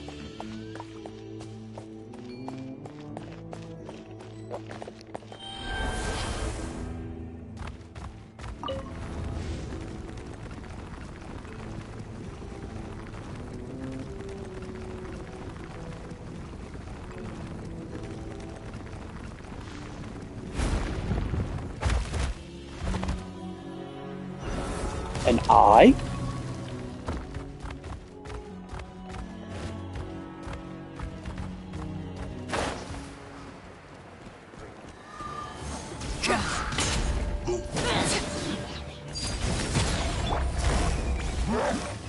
Come on. Busted. Born of ice and frost. How did he hit me?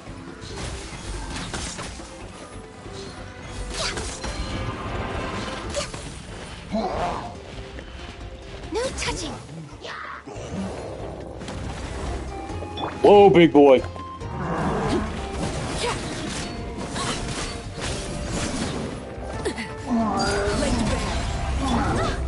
Next access denied.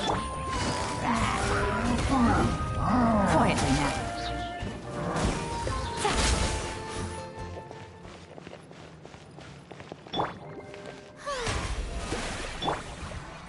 Do some little healing here. Everlasting as the moon. Okay.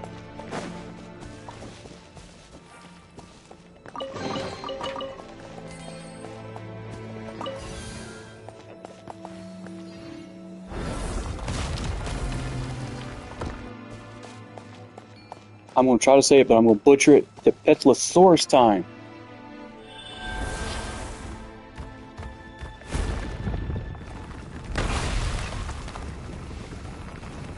This is the final stretch. We just need to climb up, and we'll be there.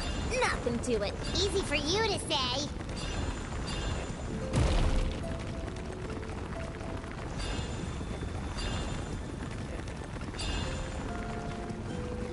We're Saurians. We got this.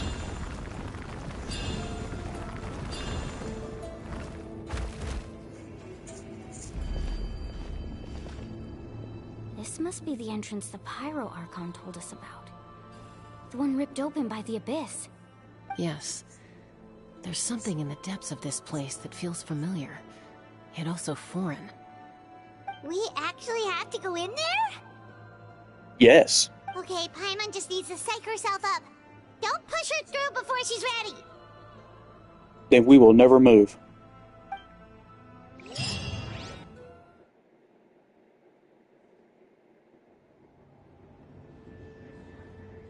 Hey, you don't have to drag Paimon. You're pulling too hard. I knew it. Looks like we made it. This is the Night Kingdom. It looks so different from what I imagined in the stories. There's abyssal energy everywhere. That overflow of energy is probably what trapped Kachina here in the first place. From this point forward, everything we know about the real world no longer applies. Anything can happen here. Paimon's more worried about how we're gonna make it out. We obviously can't go back the way we came. Do you see that patch of light on the ground? It's shining down from that fissure in the sky. Oh yeah, right in front of us. So that's coming from up there? Oh, it's so high up. Did we really fall that far down? Just like I said, our real-world knowledge doesn't apply here. We fell all this way, yet came out completely unscathed. If this was the real world, we'd have to climb our way back up to the entrance. But here, all we have to do is stand underneath the light and offer a prayer. That's it? Don't try to run away. You really think that little of Paimon? That's Yes. not even why Paimon asked. So that means all we need to do is find Kachina and bring her to this location. Exactly. This light is streaming in from the real world. It's a link between the two realms. The terrain looks difficult to navigate, and the visibility's not great either. How are we supposed to find Kachina in these conditions? Yeah, these floating black things don't look super friendly either. Use the power of friendship. Those are all manifestations of abyssal power. Be careful. Ghost! A talking ghost! Calm down, I'm here to help. You're the ones who helped Vichama, right? Wait, does that mean you're... Yes, I'm Vichama's friend, Malko. I was completely lost to this realm until I sensed a mysterious power calling out to me. It's like it was seeking me out, attempting to reassemble the pieces of who I used to be. Of course, it could only do so much. I'm sorry I can only appear before you in this imperfect form. No, we should be the ones apologizing. If the Spirit Speaker's stone hadn't become corrupted by the Abyss, we could have done much more. But we had to destroy it. Otherwise, Vichama and his tribe would have been in danger. Of course. Thank you for protecting him. I never imagined that, even after all these years, he'd still take such a risk for me. Under the power of the stone, it felt like our souls were connected. Turns out even our regrets were exactly the same. Whether in triumph or death, you want your best friend by your side. Exactly. That may not be in the cards for us, but it's not too late for you. You're looking for a young girl from the Children of Echoes, right? She's being chased by an embodiment of abyssal power. I'd like to help her while I'm still in this form, so follow me. Be careful. This place has been severely corroded by the... Paimon didn't realize So we have an it had been this Alabreja, bad. or spirit guide. It's like a volcano ready to engulf our world at any moment. Bring it back here. Can't go wandering off. Stick close to me. My power will be able to ward off attacks for the time being.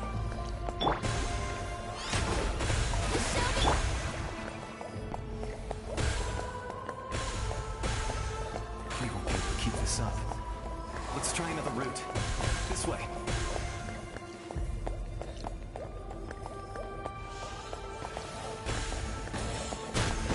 Yeah, but thanks for the shield, mate. Go away.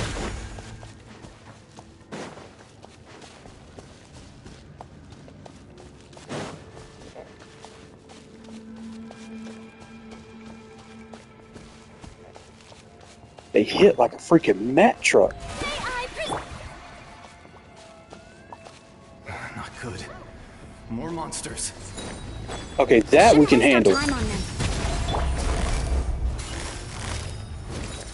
Busted.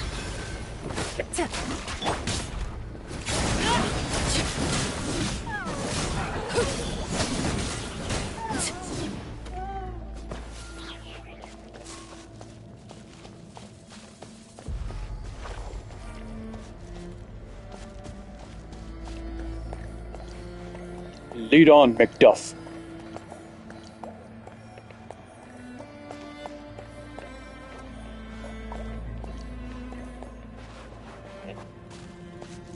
Oh, Paimon can't see anything!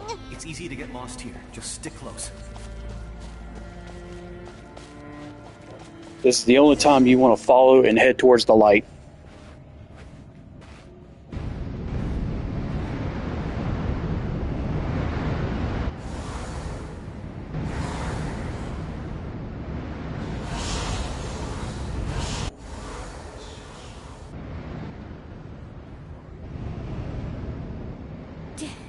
Did you hear that?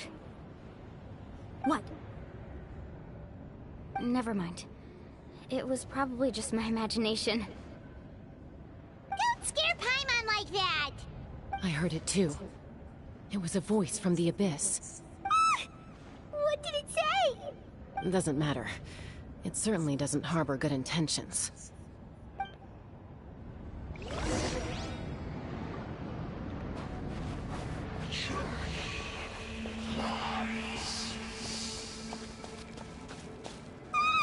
Paimon just heard it too!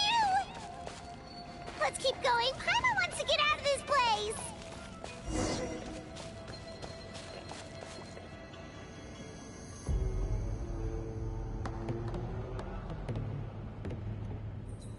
The bane of my existence, these bloody rockhounds.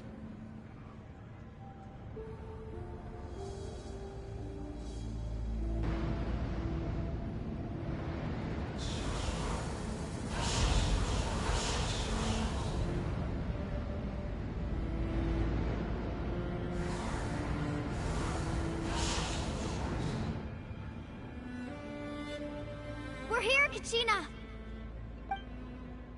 Mualani? You made it! Looks like our reunion will have to wait until we take care of these monsters. Good idea. Let's go!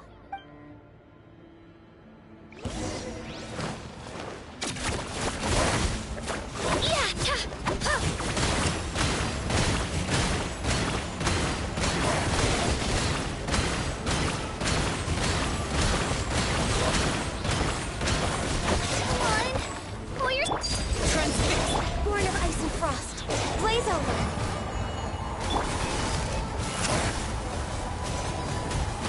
Quietly now.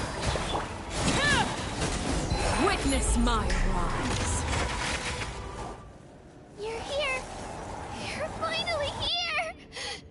Thank you so much! That monster can appear from anywhere. It almost caught me a bunch of times. The Wyap's power helped keep me hidden, so I just tried to stay out of sight until you got here. Had girl. You did so well. And most importantly, you weren't hurt. Should we start heading back then? Actually, I have a request. Will you come visit the Wyap with me? I can't exactly put it into words, but something's wrong with the Ode of Resurrection. And I know it has something to do with the contamination from the Abyss. That was the Pyro Archon's theory as well. Everything we've seen here certainly seems to back it up. These camera angles. In the Night Kingdom, there are 6 main totem poles representing the Wyap of each tribe. You can think of them like the body of each Wyap. Additional totem poles, like the ones around here, serve as proxies to which the Wyap can extend their consciousness. There are countless proxies scattered around the Night Kingdom. Through them, the Wyap can extend their consciousness over the entire realm and track down souls no matter where they roam. But if a proxy were to become severely contaminated, then a soul could become lost within the Night Kingdom. Judging by the current situation, I don't think we're dealing with just one contaminated proxy. Even if we could drive back the abyssal power from one of them, that probably wouldn't even put a dent in the problem. Still, we can't just leave the Wyap to suffer. It's protected me this whole time. Saving one is better than saving none at all. I agree. We might even manage to draw out the monster that's been hunting Kachina. Getting rid of the monster might slow down the deterioration of the Night Kingdom. Kachina? What's wrong? Nothing. Just a headache. And that voice again, telling me to abandon the Wayab and leave this place. Maybe we really should leave. Kachina's already been here for too long.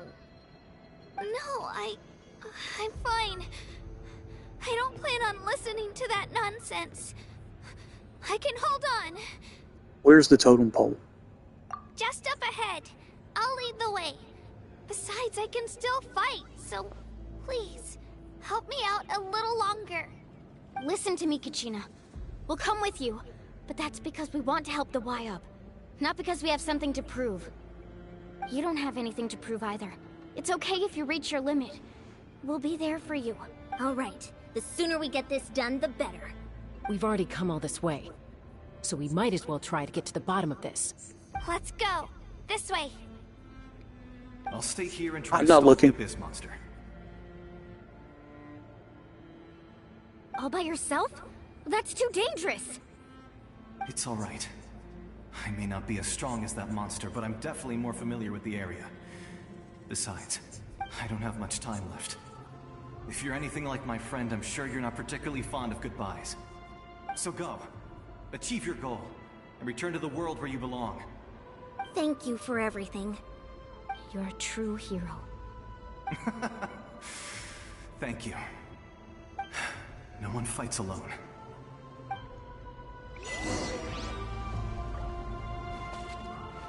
Does your head still hurt? Let me help you walk. I'm fine. You should know I'm made of stronger stuff than that. Ah!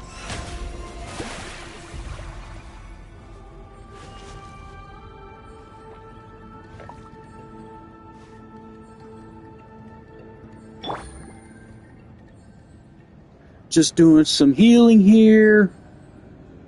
Never know what you're going to face up ahead.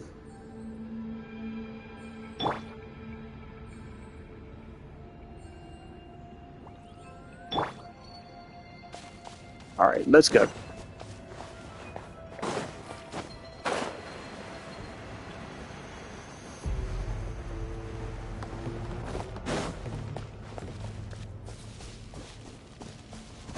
It's the Wayab.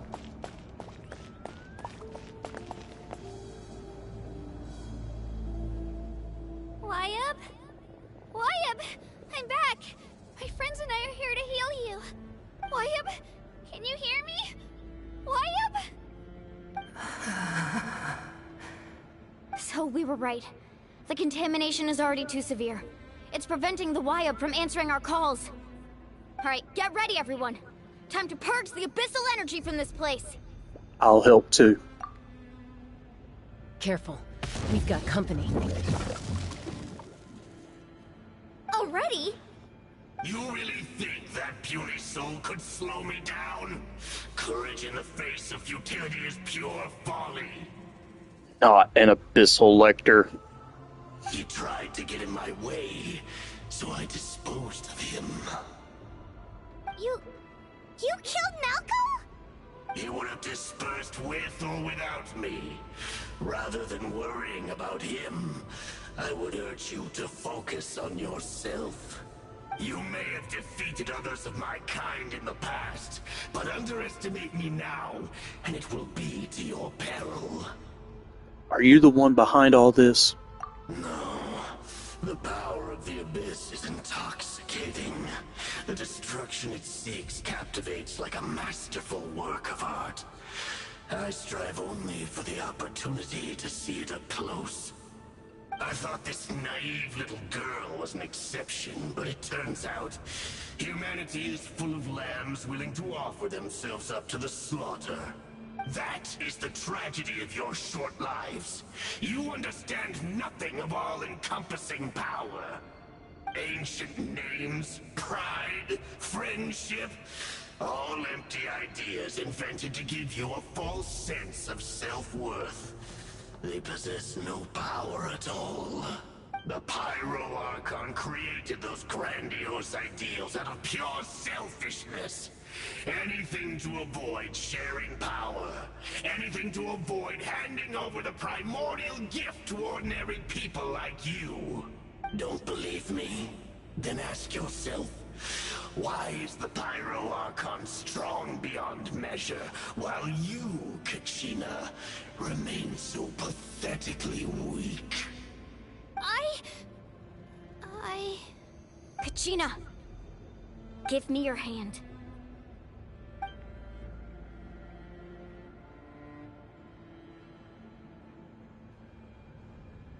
Feel that? I'm right here next to you. Thanks, Mualani. You're right. I have nothing to fear.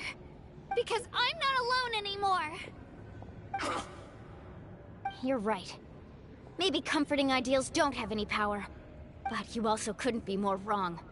You've never had to work for your own strength, so you will never understand the true source of our power. What? The courage we have to stand before you and not back down? It comes from our friendship. Oh, thanks for tuning in. The power lies not in the ideal itself, but in our commitment to upholding that ideal, and in our decision to stand together and fight! Well said! Let's go, Kachina. It shouldn't take more than 2 of us to handle an enemy like this. Sorry in advance, but you deserve what's coming to you! There aren't many in Natlan who can beat us when we're together. It's time he got a taste of that kind of power.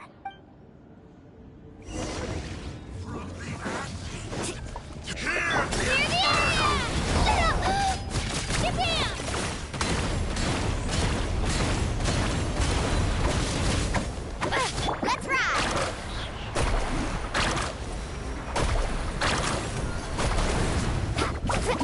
Action at the right here!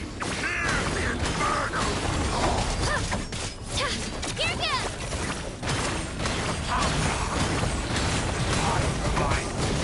Coming!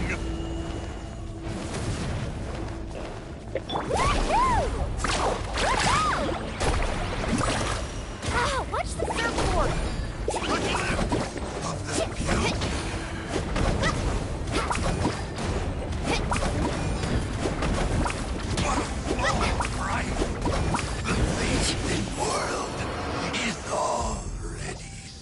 We won! We actually won! Nice job. That's what he gets for underestimating you two. Fantastic work, Kachina! Absolutely fantastic! This makes me so unbelievably happy. I'm happy too, Mualani. Together we really are unstoppable! Huh? What's happening?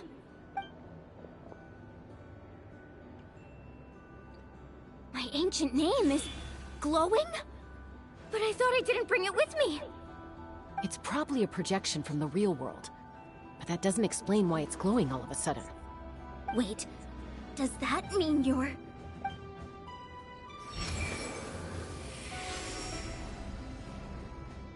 That was a bold move, diving headfirst into the fire to save your friend, especially in a place so overrun with abyssal corruption. Still, seeing you pull it off was really something.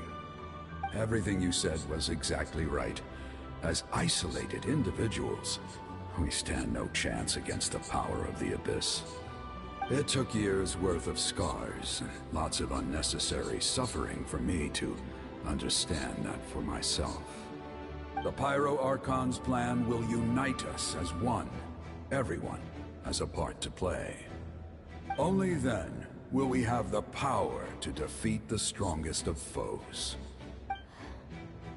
Who are you? Tupac, a warrior from the people of the Springs. I fought against the Abyss during the invasion 500 years ago.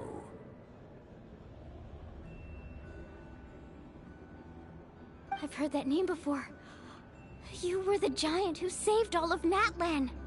Since you were able to awaken my words from your ancient name, that means you have fully embodied the aspirations of the Waya. Under the name Umoja, you shall unite the tribes and save Natlan from its impending doom. Me? As long as blood still runs through your veins, even the tiniest spark of steel against stone can ignite a flame. Its blaze will become one with our vision for Natlan. Even amid everlasting darkness, our bonds remain eternal. Fist bump.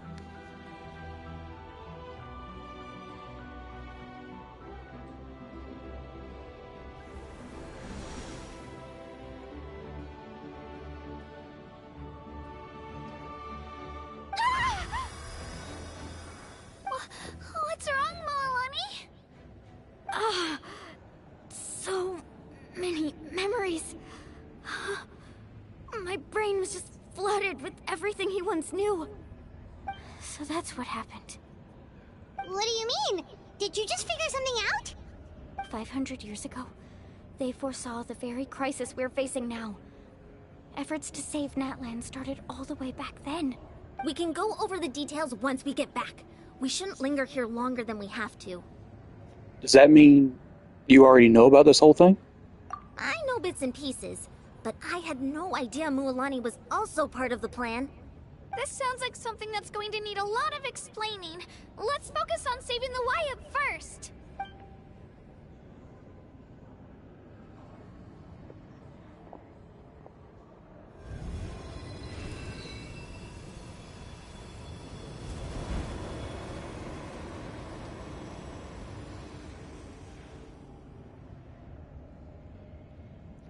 That looks so similar to the old Care Bear stare. Okay, that should be enough. Wyatt? Wyatt? Can you hear me? I hear your voice, Kachina, my dear child. Great. Well then, I'm afraid it's time to say goodbye. I just wanted to make sure you were okay before we leave, but we can't afford to stay here any longer. I was going to ask why you bestowed an ancient name upon someone like me, but it's okay. I'll keep searching within myself for the answer. I'll never stop trying to improve my strength. One day, I'll live up to the hero you saw in me. You are already an outstanding child in my eyes, Kachina. No matter what happens. Huh? You are all my most beloved children. It has always been my honor to protect and nurture you. Your ancient name is just that. A name.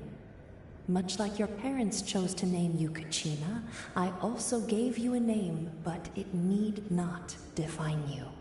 Focus on who you want to be. You are already worthy of your name. Now, you need only devote yourself to becoming a better you. The story of your ancient name is for you to continue. Just like your parents, my love for you will never change.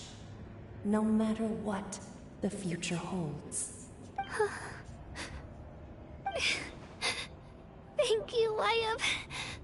It gladdens me to see the Pyro Archon's plan move another step towards completion. But it is time for you to leave this place. The situation here is getting worse. Go now, my children. Save Natlan on behalf of all you hold dear. I know we've never met before, Wyatt, but I just wanted to say thank you for encouraging Kachina. It was exactly what she needed to hear. Whoa! What's going on? An earthquake? We're out of time. It's the power of the Abyss. Quick, we need to run! It's a Sealy! The Sealy opened the way for us!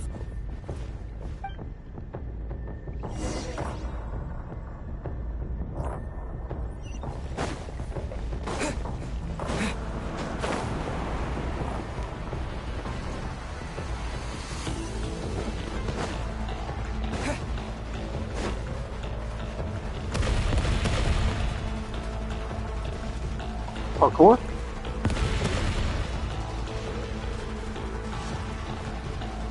The opening in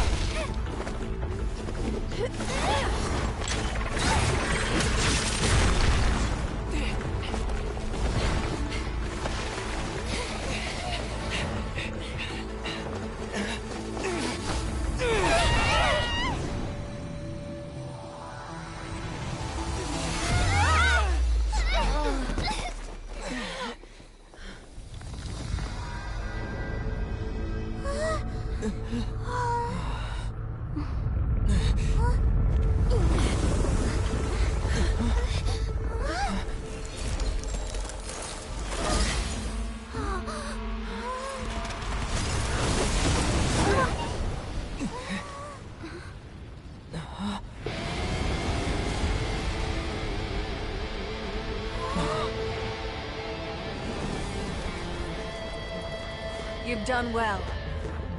Now come home. She couldn't be more BA. I don't know what.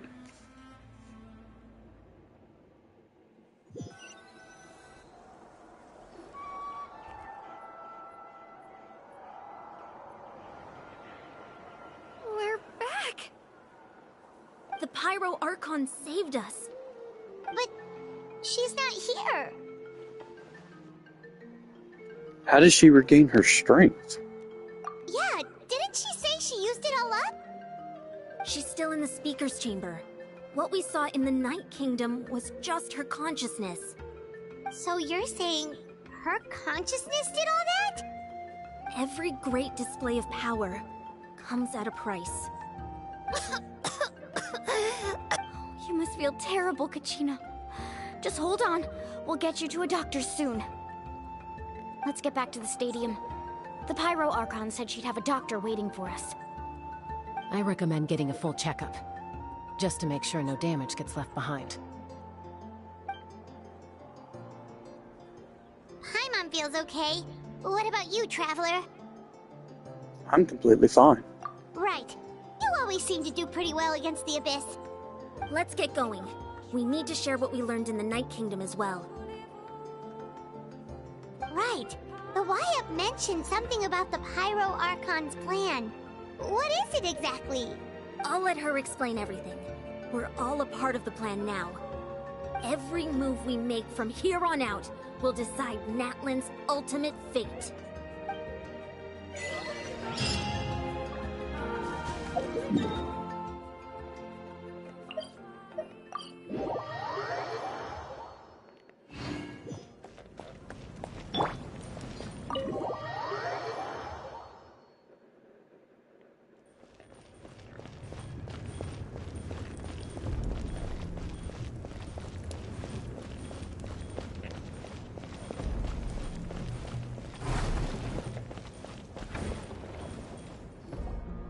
Huh. There's a lot less stuff here Looks a than little before. different. It's good to see you all here in one piece. I know you must have a lot of questions, but let Koichi check you over first. It's best not to let any lingering effects of the Abyss go untreated. Thank goodness you made it back. I came here as soon as the Pyro Archon told me about your plan. Take a seat, everybody. I'll examine you one by one.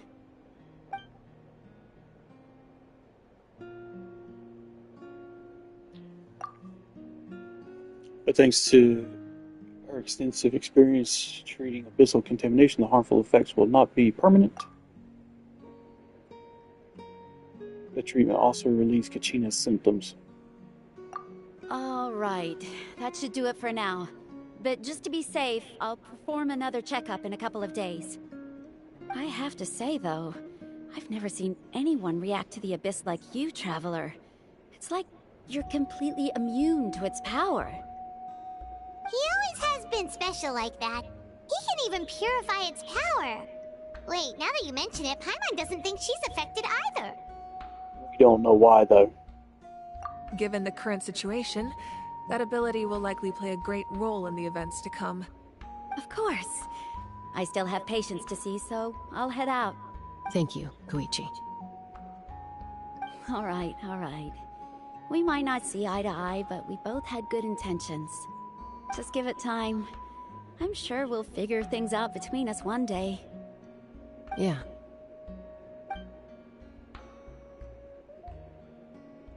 All right.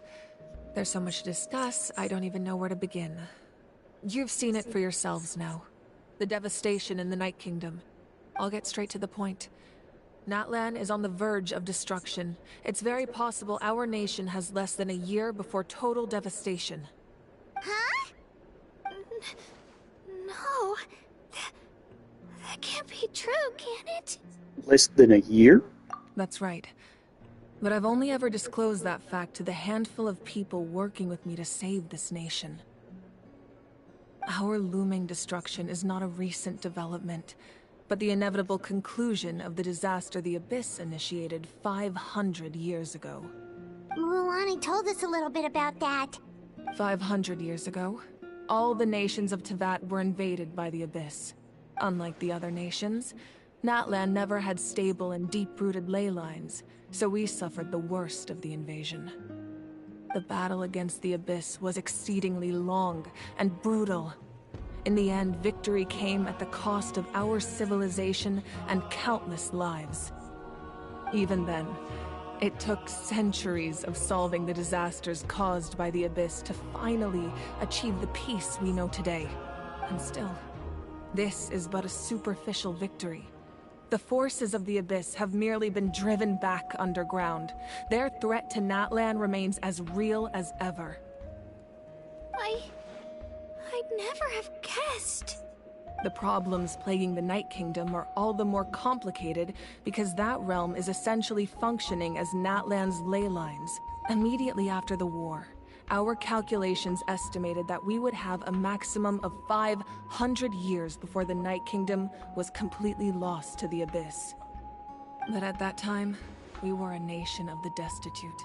Our people no longer believed in victory, nor did they hold hope for the future. Our civilization was dying, our faith crumbling, and the line of power passed down from the Wayab nearly severed. If we didn't bring the nation back together, it would be foolish to even dream of defeating the Abyss in the future. So, the Archon had a long and involved discussion with the heroes of each tribe, and finally came up with a 500-year-long plan to save Natlan. So that's what happened. After finding Kachina, I encountered a strange figure who gave me a series of new memories. Since the plan was mentioned in those memories, I guess I've been chosen to play an important role in it. But there's still something I don't understand. Those memories showed me the Pyro Archon from back then. And it was you. Huh? But that doesn't make any sense. The Pyro Archon is supposed to be human. It's impossible for a human to live that long. That's right. The hardest thing for humans to overcome has always been time. Or rather, the natural limitations of our lifespan. A god can extend a human's life by using a certain amount of divine power, or subjecting them to a curse. But, as we all know, Natlan doesn't have gods like that. We can only rely on our own methods. A human life is like a flame destined to be extinguished. 500 years ago, I placed my life within the sacred flame. Only by dying before my time could I have the chance to wake up again. So, in other words, this is your second life? That was all part of the plan? Yes. We only managed to defeat the Abyss all those years ago because the tribes came together as one. If the Natlan of the future was to have a fighting chance, the Pyro Archons that came after the war had to rebuild the decimated tribes. The goal was to reunite the people and restore the strength of each tribe's Wayab. Once a tribe was back to its full strength, the tribe's Wayab would select a hero, indicating the tribe was once again ready for war. The Chosen would then stand by my side in defense of our nation, just like great heroes of old, 500 years ago. So that means I'm one of the Chosen? That's right. You bear the ancient name Umoja, the same one held by the hero from your tribe 500 years ago. It means unity. After your adventure in the Night Kingdom, I trust you've come to fully understand the meaning of that name. So in other words, you always knew who the Wayab were going to pick from each tribe? Yes. According to the plan, each tribe was supposed to have been fully restored by the time I awoke. But something went wrong along the way. The 6 heroes successfully inherited the ancient names from 500 years ago, but the intel regarding the plan wasn't passed on to them. Once again, it comes down to the deterioration of the Night Kingdom. Communication between the Sacred Flame and the Wayab has been blocked.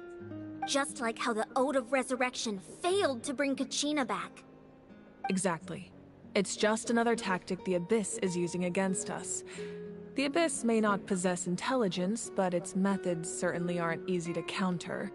If we want to unblock that information from being passed on, my presence alone isn't enough.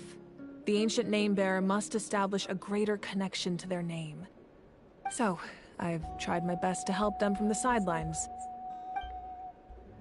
Currently, Shilonen of the Children of Echoes, Kinich of the Scions of the Canopy, and Iansan of the Collective of Plenty have all been acknowledged by their names. During your adventure, you too earned the acknowledgement of your Wayab Mualani. In the process, you gained the memories stored within your name. That leaves 2 people left. But we have less than a year! Yes, but we have no choice. We cannot start the plan until all the heroes have been gathered. That's also why I haven't been able to take action despite the urgency of the situation. But if you knew this whole time, why didn't you just tell me about my role in all this? Wouldn't that make everything go a lot faster? Perhaps, but the opposite could also be true. Knowing your destiny too early could mean failing to realize your full potential. Just like your determination to save Kachina, I hope your commitment to this endeavor comes from your own strength of will, rather than a sense of obligation. So I suppose you're not going to tell us who the final 2 heroes are then? That's right. Their time is yet to come. Putting pressure on them beforehand will only hinder their development. What if they don't make it in time? I can only trust in the judgment of the Wayab. I have never believed I could solve this crisis alone. In fact, it was precisely because I chose to trust and rely on others that we managed to get this far. Natlan's salvation lies not in its Archon or any singular individual, but in us all. Does that mean you? You're quite perceptive, aren't you? I thought I might get away with avoiding the topic. Huh? Oh, right! All the stuff you stored here before, where did it all go? Even though I sacrificed my power, I still needed a contingency plan to ensure you would make it back from the Night Kingdom. After all, I was the one who allowed you to take that risk, and Mualani has an important role to play in my plan.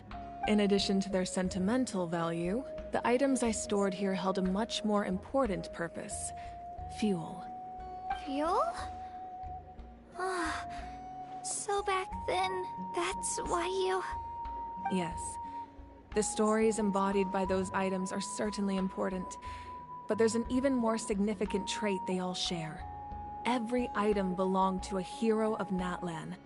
Over time, they became imbued with a certain amount of contending fire from being carried in battle. On their own, each item's power is limited, but together, their combined effect can prove quite useful in a dire situation. By burning those items, I was able to activate the contending fire stored within them to open the boundary between the 2 worlds. It was a rather crude approach, so all their power was depleted in an instant, as you can see. But aren't they all precious treasures? What about their stories? That's exactly why I dragged you all here. No matter what, I never wanted the Pyro Archon to have to use that power. Oh, I'm so sorry. You have nothing to be sorry for. You all deserve my thanks, actually. If you hadn't saved the totem pole, that area of the Night Kingdom would have been forever lost to the Abyss. And then, it would only be a matter of time before the Children of Echoes was met with disaster. Besides, when those heroes entrusted their belongings to me, or the Pyro Archon of their time, it was out of a desire to contribute to Natlan's survival. If they knew those items helped save the present-day heroes of Natlan, they would not mourn their loss. Even when you put it that way, I still feel bad. There's no need. Remember what I told you about time? The people and the events of the past are never truly lost to us. We simply carry them with us in a different form. In that sense, we didn't lose anything at all. If you still have regrets, let them fuel your resolve in the battles to come. your deeds will become new legends and nurture new forms of power just like the items once stored here. Well, we'd still like to return the favor. Well, if that's the case, just treat me to a drink sometime. Now that Kachina has returned, we can finally hold the victory feast and celebrate your team's triumph in the Night Warden Wars. And we could all use the rest, that's for sure. Plus, you'll be able to silence everyone who doubted you once and for all, Kachina.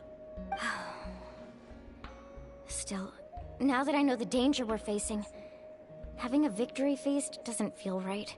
Try not to let it get to you. It's important to stay calm. Worrying about it will only affect your judgment. All right. You should head out.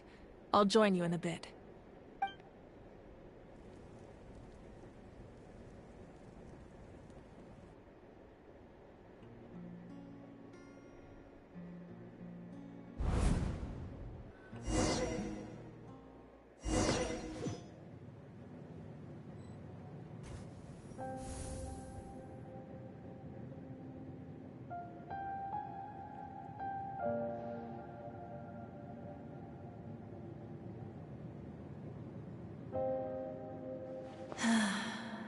When I was young, I used to sit by the hot springs and listen to the stories of warriors from all over Natlan. They attract people from all walks of life. Friends come easy here, no matter what tribe you're from. The people of the springs have never claimed the hot springs as their own private property. They are there to bring all hot spring buddies together. It's been really nice, seeing the children of my tribe get older.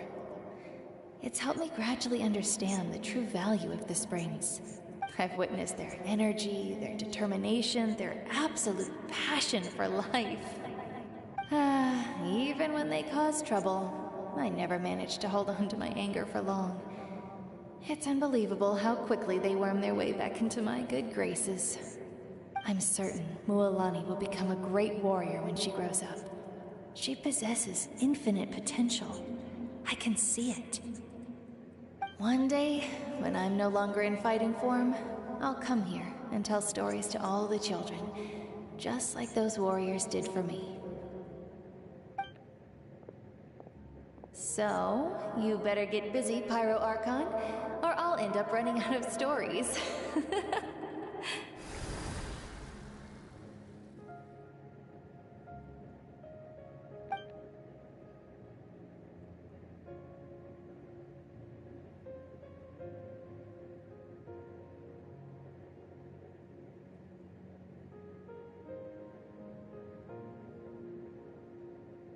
So I guess you would call this memory lane for the Pyro Archon.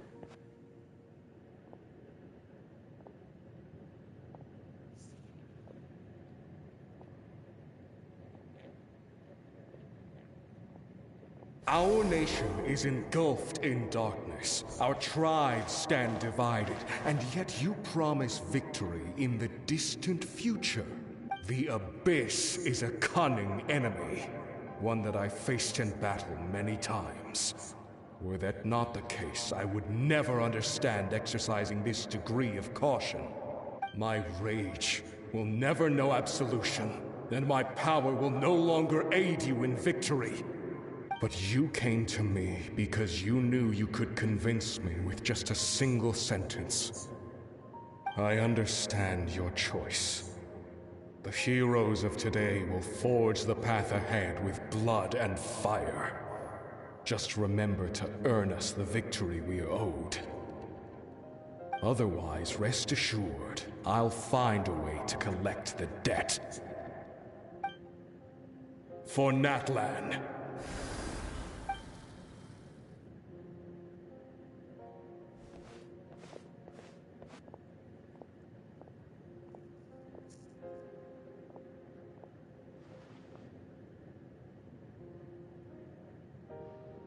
So, you're gonna head 500 years in the future to serve as the Pyro Archon again?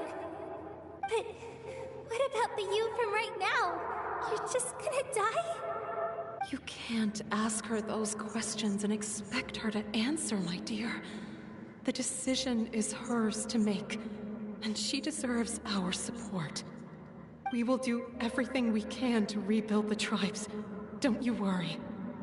Even across time, we will all do our part to fight for Natlan's future. Yeah, Mom's right. We'll always believe in you, sis. Oh, seriously though, Dad should be here. Where is he? I imagine he didn't know what to say, so he chose not to come at all. Don't take it to heart, my dear. That's just who he is. Just remember, no matter what happens in the future, we will always love you.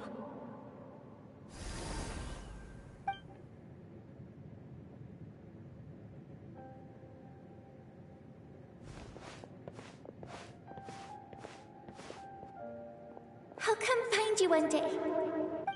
I know I can't live that long, but I'll think of something. There has to be a way for us to meet again one day.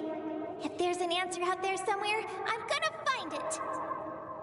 So, don't forget about me.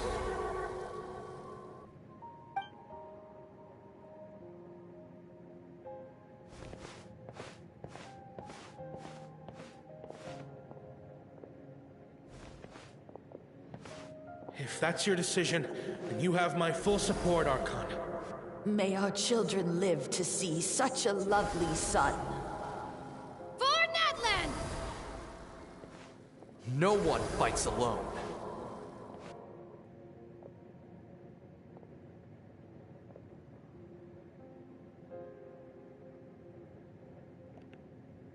The rules are my legacy.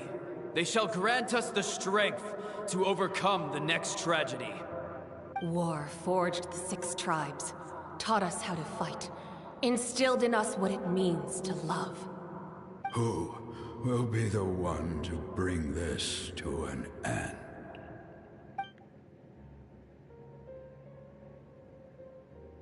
We are the inheritors of memory and legend. Those who grew alongside sun and wind. Those who forged our own destiny and future.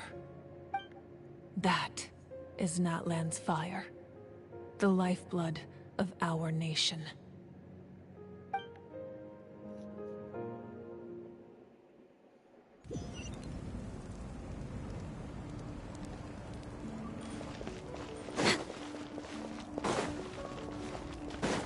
Well, that was an interesting experience.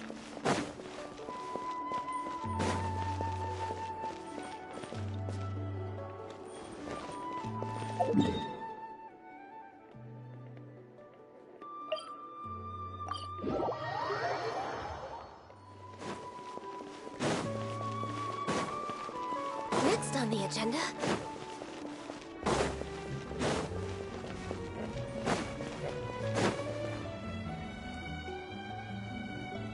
Hey, Koichi! You here for the victory feast too?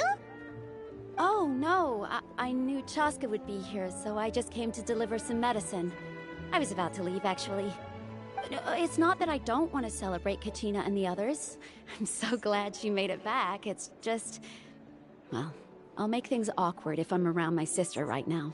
Ah, well, you two had a fight, so Paimon can understand. She didn't cause any trouble during your trip, right? Yeah, she was super helpful. She gave us a lot of useful information about the Abyss. That's good. That's all I needed to know. Is there a reason you asked? You were pretty outspoken when we first met, but now it's like you're holding something back. You can tell us anything. Maybe it seemed unreasonable, picking that fight with her before you left, but I did it for a reason. Her impulse to fight is extremely strong. Her mental strength helps her rein it in, but she still loses control sometimes. I had no idea what you might face in the Night Kingdom, so I didn't want to take any chances. So what you're saying is... You deliberately provoked her so she'd take the impulse out on you?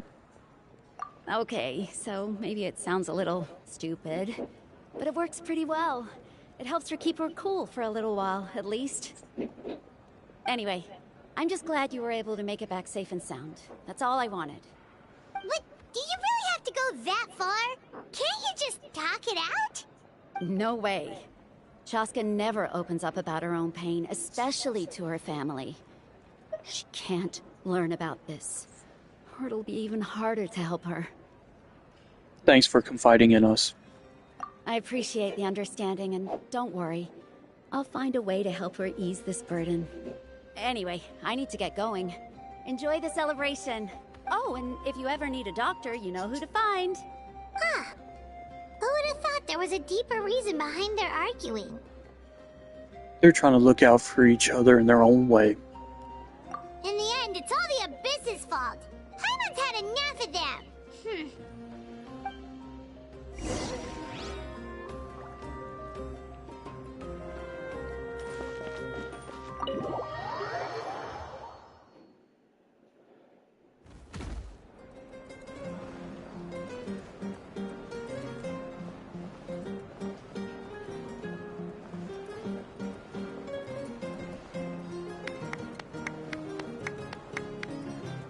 Let's give a huge round of applause to our brave young warrior, Kachina!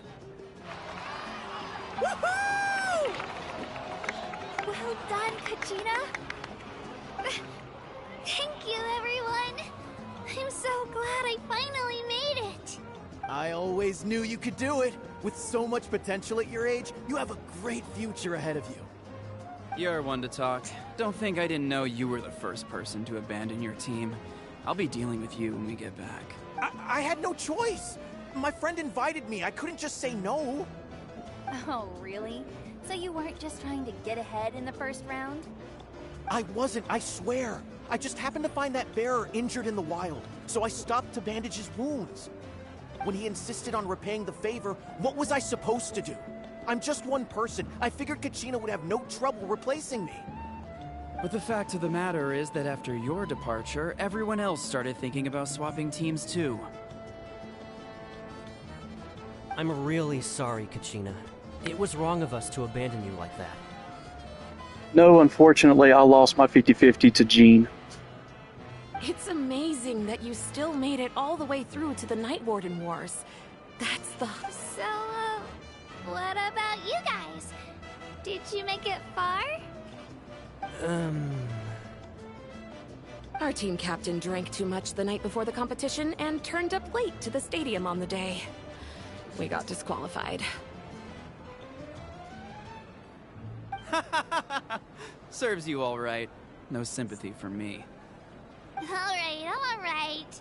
There's no need to be like that, Uncle Pakal. Dear friends, I'd like to say a few words. Firstly, I'm grateful to my friends and our great Archon for helping to bring me back.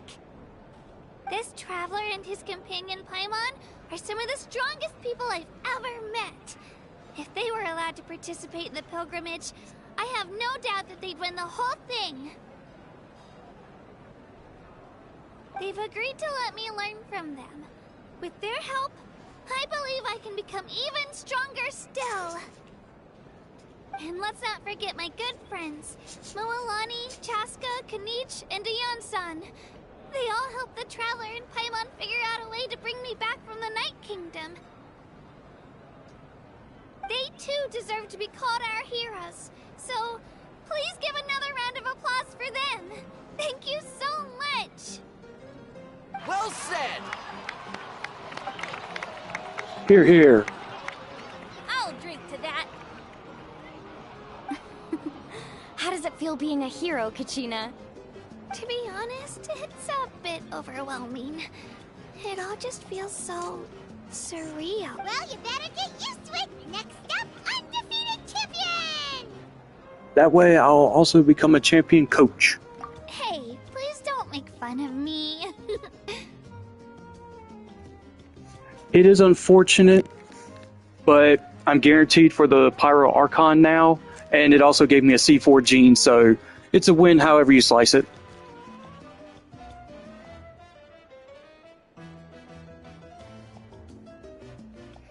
Oh, that is so awesome. Congratulations.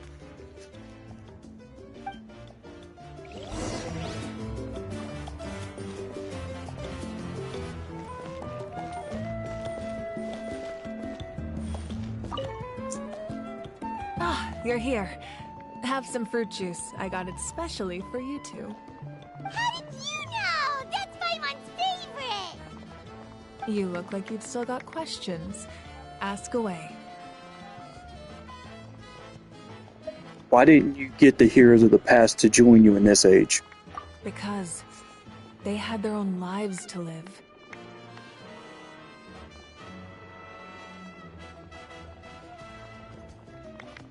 The thought of telling them, abandon your families and everyone you love, and come with me to the end of time, for in 500 years Natlan will be destroyed, it seemed too cruel. You could just as easily point out that everything in this world would come to an end eventually. But life is short, and beyond a point, it just doesn't seem real.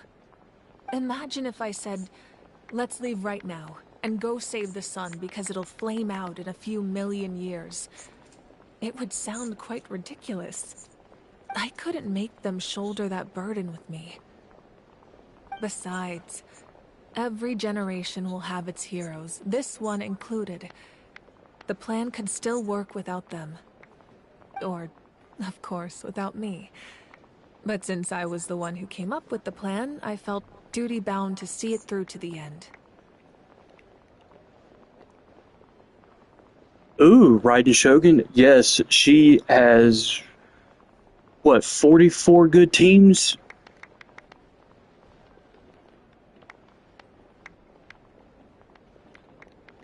Make sure you go for her weapon if you don't have it. Paimon's suddenly remembering that portrait in your room. Was that your family from back then? Yes, it was. So when you asked me who my sister grew up to be, the truth is that very little information survives.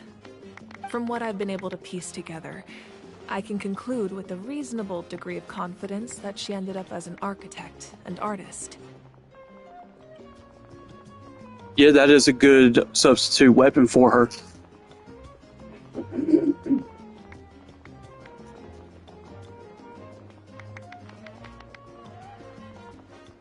May the odds forever be in your favor. She played an instrumental role in rebuilding the scions of the Canopy tribe, designing and building many houses. But still, it was an impressive achievement, and I'm very proud of her. So that's the life you had to leave behind. You feel loss keenly. It seems to stir up feelings of regret in you. But this is something I have long since come to terms with. This is a war, and there can be no war without loss. I am already far more fortunate than those who lost their lives to the Abyss. The people of Natlan look to me as their Archon, and the weight of their expectations is mine to bear. I must see our fate through to the very end, no matter what I may find there. That's exactly what I wanted to ask. Yeah, doesn't that mean the way everything ends has already been written, including your plan? I suppose, but so what? Don't forget, time takes many forms. The past, present, and future coexist, and all are equally important. Even if the future ends in destruction, there's still no reason to give up on the here and now. And it's precisely because we humans cannot know our fate that we will never give up on our struggle. This is a pivotal moment. We are still 2 heroes short. Well, 3 to be precise. There's one further hero who I'm hoping to get on my side, whatever it takes. Surely you don't mean me. Your resistance to the corrupting power of the Abyss is truly remarkable. It would easily make you an all-important figure in the upcoming battle.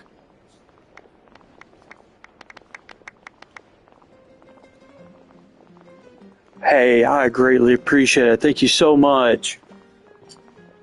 If you agree to join us, you will not only gain my full support in your journey, but I will also forge a brand new ancient name for you. Ancient names can be forged? They can. Several strict conditions must be met, but if they couldn't be forged at all, then the number of them in circulation would have long dwindled to 0. Possessing an ancient name would mean that your adventures in Natlan are recorded in full. Your stories would be remembered by our people for all the years to come. The Ode of Resurrection may have temporarily lost its power, but still, take this as my personal guarantee that I shall never let you fall. Just like in the Night Kingdom, I will be there for you. That is a promise I will fulfill at all costs. This nation always honors its heroes. I just want to help out the people. Yeah, we can't just ignore the situation here. Wonderful. Then I'll reach out to Shilonen right away. She's the one who will forge the name. We've never forged an ancient name for an Outlander before, but I trust she'll find a way.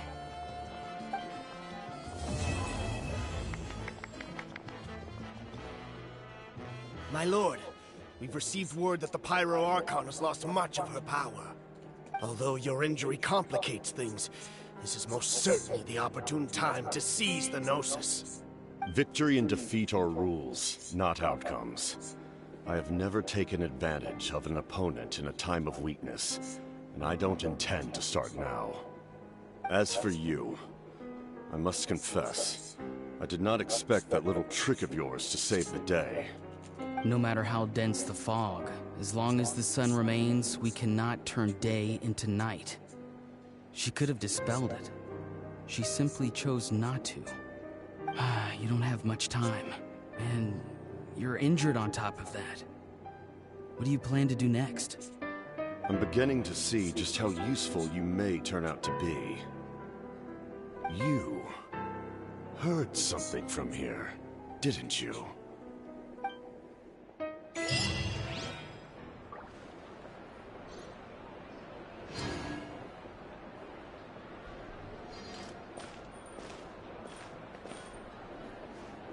And there's my guarantee right there.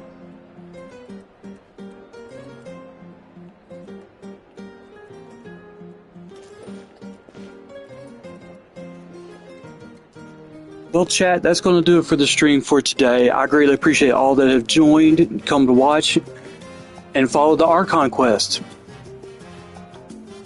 And unfortunately, I did not get Mualani when I was pulling for her, but I do have a guarantee, and I will get the Pyro Archon right here. So, thank you again, and I'll see you in the next one.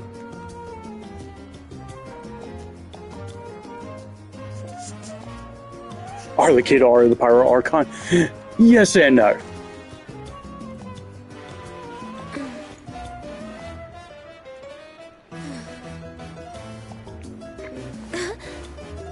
Now, as for the Dragon Sovereign, I'll tip my hat.